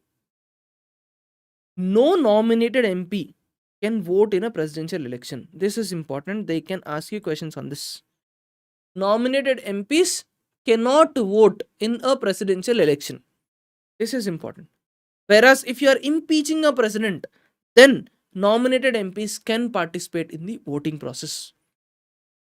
So elected MLAs of states, elected MLAs of UTs, and elected MPs can vote. Nominated cannot participate in the elections. Now my question to you is, there is a state assembly and the state assembly's tenure is done. Okay, the state assembly is dissolved. Then at that point, can those MLAs participate in presidential election? My question is very simple. If the state assembly is dissolved, can MLAs participate in the election? No. Very good. You're absolutely right. They cannot participate in the elections. So this is about the electoral college and all. This is listed here. Governors, etc. You can handle properly. What are the other things? Yeah, there is one more thing that we have to discuss. Pardon powers. Pardon powers are important. Pardon powers are extremely important. Yes. What is the difference between pardon powers of president and governor? What is the difference between pardon powers of president and governor? Before that, there are 5 pardon powers. You know about that, right? Pardon, commute, remit, respite, and reprieve. Pardon is that you are making everything zero. He is not guilty. Commute is that you are reducing the form. Commute is reducing the form. Remit is that you are reducing the time. See, there are 2 words. Remit. Remit is about time. You are not reducing the form. In remit, you are reducing the time. And there is one more thing called as commute. In commute, you are reducing the form of punishment. These two are 2 different words. Right? Respite. Respite is for special circumstances. Respite, this is the other word. Respite. Respite is for special circumstances. Right? And reprieve is obviously stay. When will you use reprieve is very simple. Let's say there is a person X. On person X, there is death penalty. Now, X went to, let's say, president. X did not decide what happens to, president did not decide anything. President did not decide anything yet. So, at that point, first, they will stay the orders. At first point, they will stay the orders. Stay is called as a reprieve. And after that, president will decide what to do. So, there are 5. Pardon is that making them something as not guilty. Commute is reduce the form. Remit is reduce the time. Reprieve is for special circumstances. Yes, as rightly said by Sri Ganesh, it is something like pregnancy, etc. Next is about reprieve. Reprieve is please wait till we make a decision. That is about reprival. Now the difference between governor. Governor's pardon powers comes under 161. 161 talks about governor. One, governor can pardon something only under state law. If it is under union law, you cannot do that. Governor cannot pardon a death sentence. Governor cannot handle anything with respect to court martial.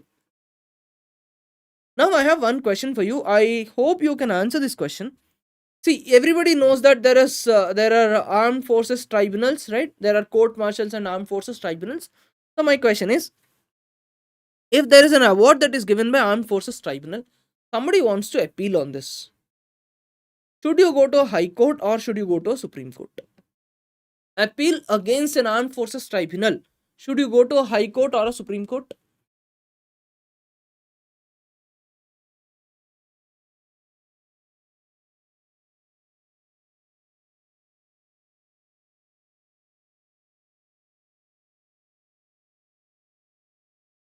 No, after court martial, where is the appeal?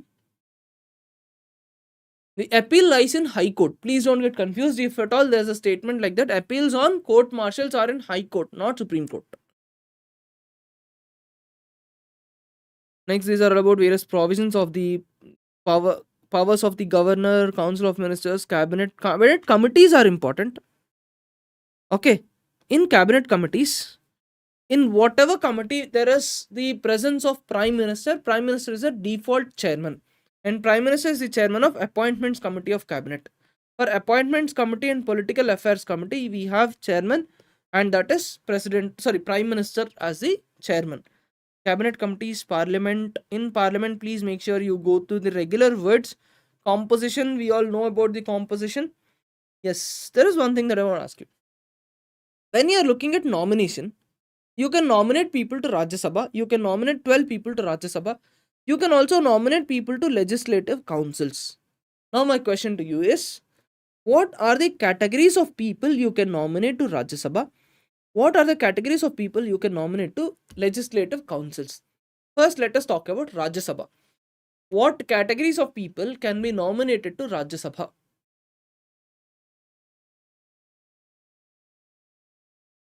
The experts of certain fields can be nominated to Rajya Sabha. What are those experts? Yes, I mean, I'm not talking about the number. I am talking about the category of people who can be nominated. Yes, literature, art, sports, science, not technology, science, art, and literature. There is one extra category for state legislatures. What is it? There is one extra category where you can nominate people to state legislatures. What is that extra category? What is the extra category, please? No, I'm still waiting for the answer. Cooperative societies. Yes. Not corporative, cooperative societies. You can nominate people on the basis of their expertise on cooperative societies as well to state legislative councils. So, this is about the basics of parliament. Which constitutional amendment abolished the nomination of two Anglo Indians to Lok Sabha? Which constitutional amendment abolished the nomination of people to Lok Sabha? Anglo Indians. Which one?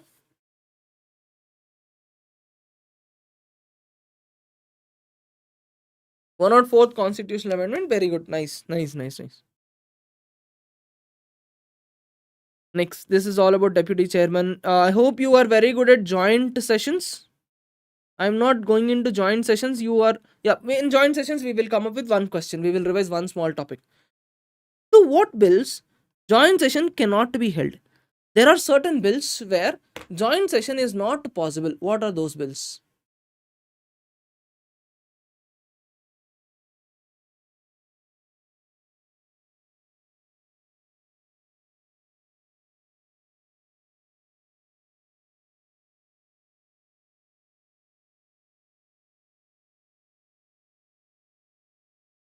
Money bills, yes. Under 110 money bills. Next is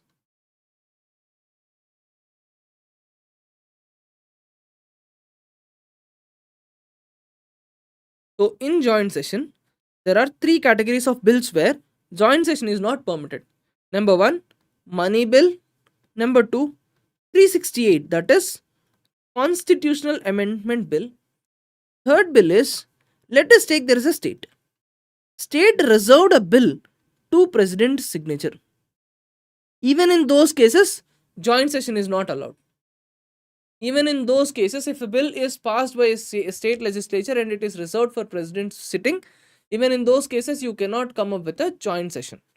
So this is about joint sessions, etc. Powers of speaker. These are all very common topic. Please do revise. Quorum is one question that is asked in Steno. Please revise about quorum. I want to talk to you about the 5th and 6th schedule areas and PESA, that is Panchayat Raj Extension to Scheduled Areas Act. These topics you can study and revise by yourselves. These are all regular ones. And we are also looking at, I want to revise and talk about Anti-Defection Law Delimitation Commission as well. So Anti-Defection Law is introduced by which constitutional amendment? Anti-defection law is about which constitutional amendment?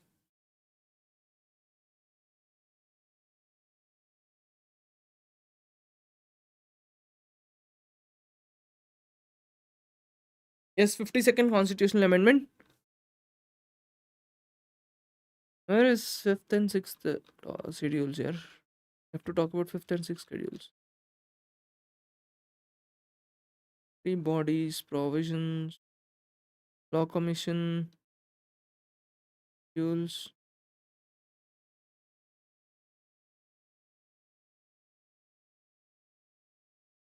Okay. Fine, I think it is not included in the notes, not a problem. Let's revise 5th and 6th schedules. Okay. 5th schedule and 6th schedule, we will discuss about it and we will revise 5th and 6th schedule areas.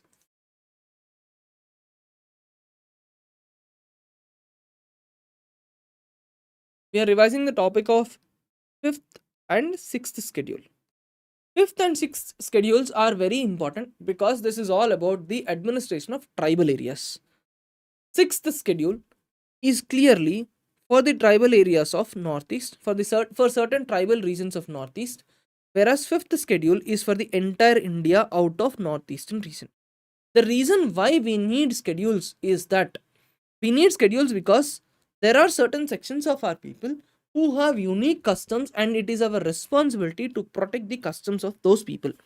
So under 5th schedule, there are 10 states whose tribal areas are covered. First is Andhra Pradesh, second is the state of Telangana, Chhattisgarh, Jharkhand, Gujarat, Himachal Pradesh, Maharashtra, Madhya Pradesh, Odisha, and Rajasthan. These are the states where the tribal population are covered under fifth schedule, and there are certain specific areas, certain specific provisions with respect to schedule areas. First is that who can decide that a particular area is a scheduled area? The decision is taken by a governor. Declaration of an area as a scheduled area is done by a governor. Governor can make rules and regulations, and governor can say, look, this entire area is a scheduled area. There you cannot transfer land to outsiders. See, the transfer of land is very important with respect to tribal areas, because transfer of land is same as transfer of land means you are allowing the outsiders into this region. Historically, whenever outside people, or for example in history we use a word called as dikus, whenever outside people try to enter tribal land, there were revolts. The primary reasons where tribal revolts historically happened is because, number one, outsiders entered, and these outsiders started to take a lot of land from the people. Tribals became landless, and once they took the land, they started giving out loans and they became money lenders. Once they became money lenders, they started extorting the existing tribals, because of which lot of tribal revolts happened historically. So in scheduled areas, governor can say this particular region is a tribal region, this is a scheduled area. You cannot transfer land out of this to others, and then they can also regulate the activities of money lending here. You can regulate the activities of money lending here, because money lending is one problem in the tribal areas. Along with that, governor has to submit an annual report. Governor has to submit an annual report to the president, explaining about what are the provisions of this particular scheduled area, what are the problems in this particular area. Right, so this is about the governor and the fifth schedule. Along with that, there can be tribal advisory councils also. There can be tribal advisory councils. So fifth schedule is for 10 states. Next, it is about governor. Within governor, governor will decide what area is a scheduled area. Then he can make laws with respect to land transfer, and he can also make laws with respect to money lending. Governor has to make a report. Report is sent to the president every year. Next, along with that, under fifth schedule, there is tribal advisory council. This is an advisory body. Tribal advisory council is an advisory body. The membership is maximum of 20 people. Maximum of 20 people. And how are members nominated to this council? Simple. Every state has got an assembly. Every state has an assembly. Within the assembly, there are ST population. Out of these ST population, people are sent to tribal advisory councils. So at max, you can have 20 members, or let us say there are only 16 people. Then you can send 3/4, which is 12 people. So to the tribal advisory council, you can send at max 20 people, usually 3/4, and people are sent from the state assembly to the tribal advisory council. Their role is to give advices. Their role is to give out advices with respect to the advancement and improvisation of various scheduled tribes. So this is about fifth schedule. Now it is about sixth schedule. Sixth schedule is specifically to certain states of northeastern region. So when I'm talking about sixth schedule, it is specifically to for certain states. First state that is covered, states that are covered are, you can use the word acronym AMTM. First is Assam. Second is Meghalaya. Third is Tripura. Fourth is Mizoram. AMTM, these states are covered under the northeastern region for the sixth schedule. Now, the provisions, the important provisions of this particular schedule, that is sixth schedule, is first provision is about ADCs. ADCs are called as autonomous district councils. ADCs are called as autonomous district councils. The difference between ADCs and tribal advisory councils are autonomous district councils have powers to make laws. They can make laws, they can make rules and regulations. Okay, just a second.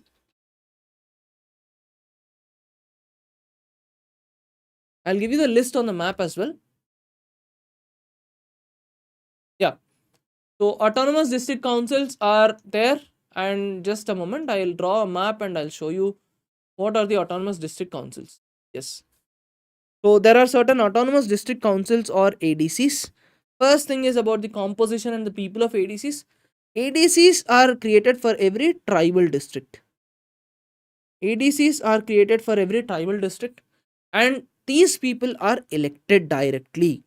People are elected directly, or they can be nominated by the governor. Earlier in tribal advisory councils, people are not elected directly, there are no powers, whereas for autonomous district councils, there are certain powers. And autonomous district councils can make laws with respect to land, local land, forest, shifting cultivation. If you see, this is very important aspect of people's life. So shifting cultivation, village administration, and laws with respect to the property inheritance, etc. So this is about autonomous district councils, and there are certain famous autonomous district councils. For example, I'll draw it on a map.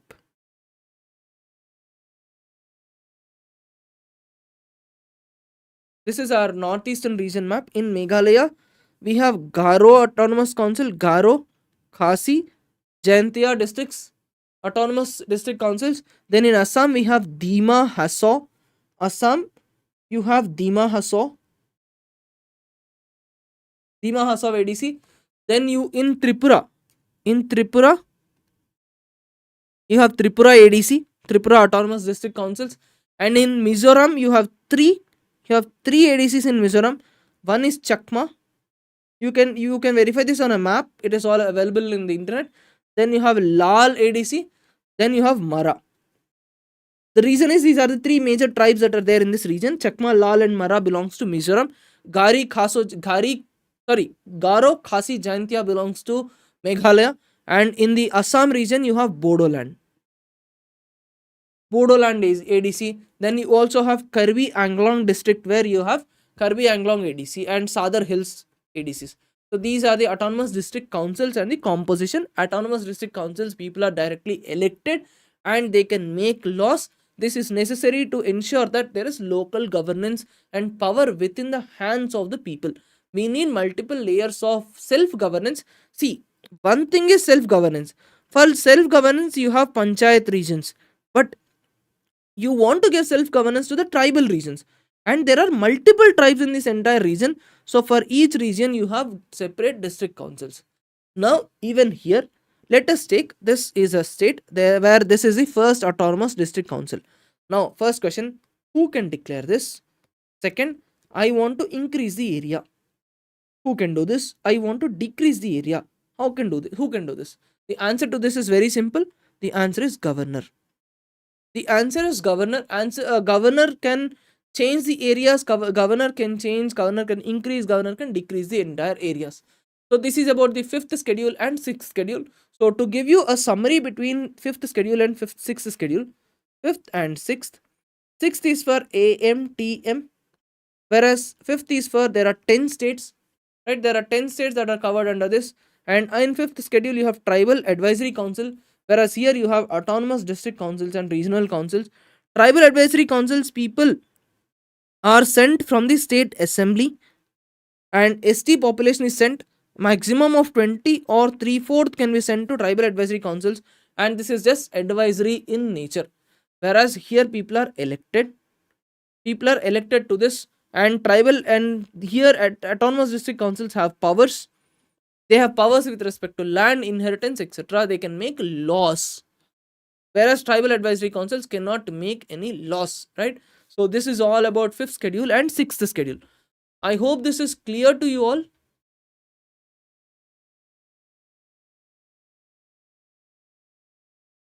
I hope this is clear to you all. Thank you so much for not spamming the comment section. Anyways, I was not looking at the comments also. Usually when I talk, I don't look at the comments. It is slightly disturbing. Hope this is good and clear.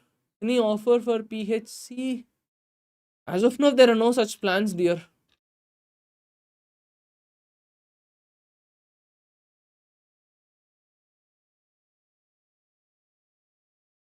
Yeah. So these are the key areas where you will usually forget things of polity. These are certain areas that you need to remember.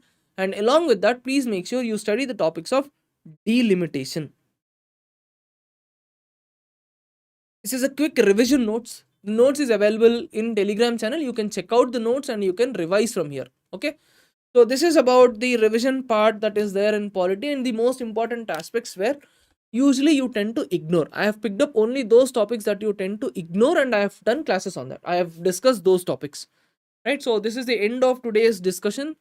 Shall we call it a day?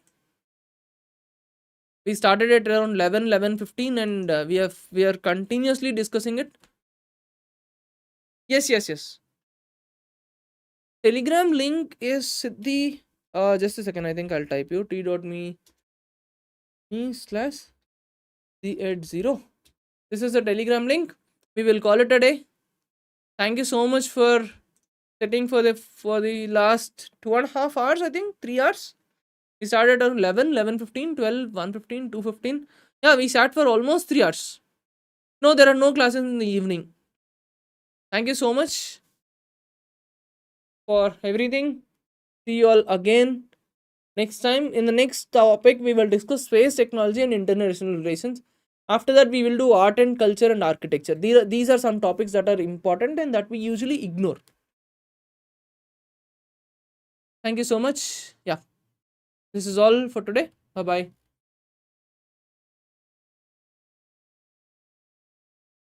I'll tell you the timings here. Mostly it will be in the evening. Tomorrow or day after tomorrow, we'll have one more class in the evening. Thank you.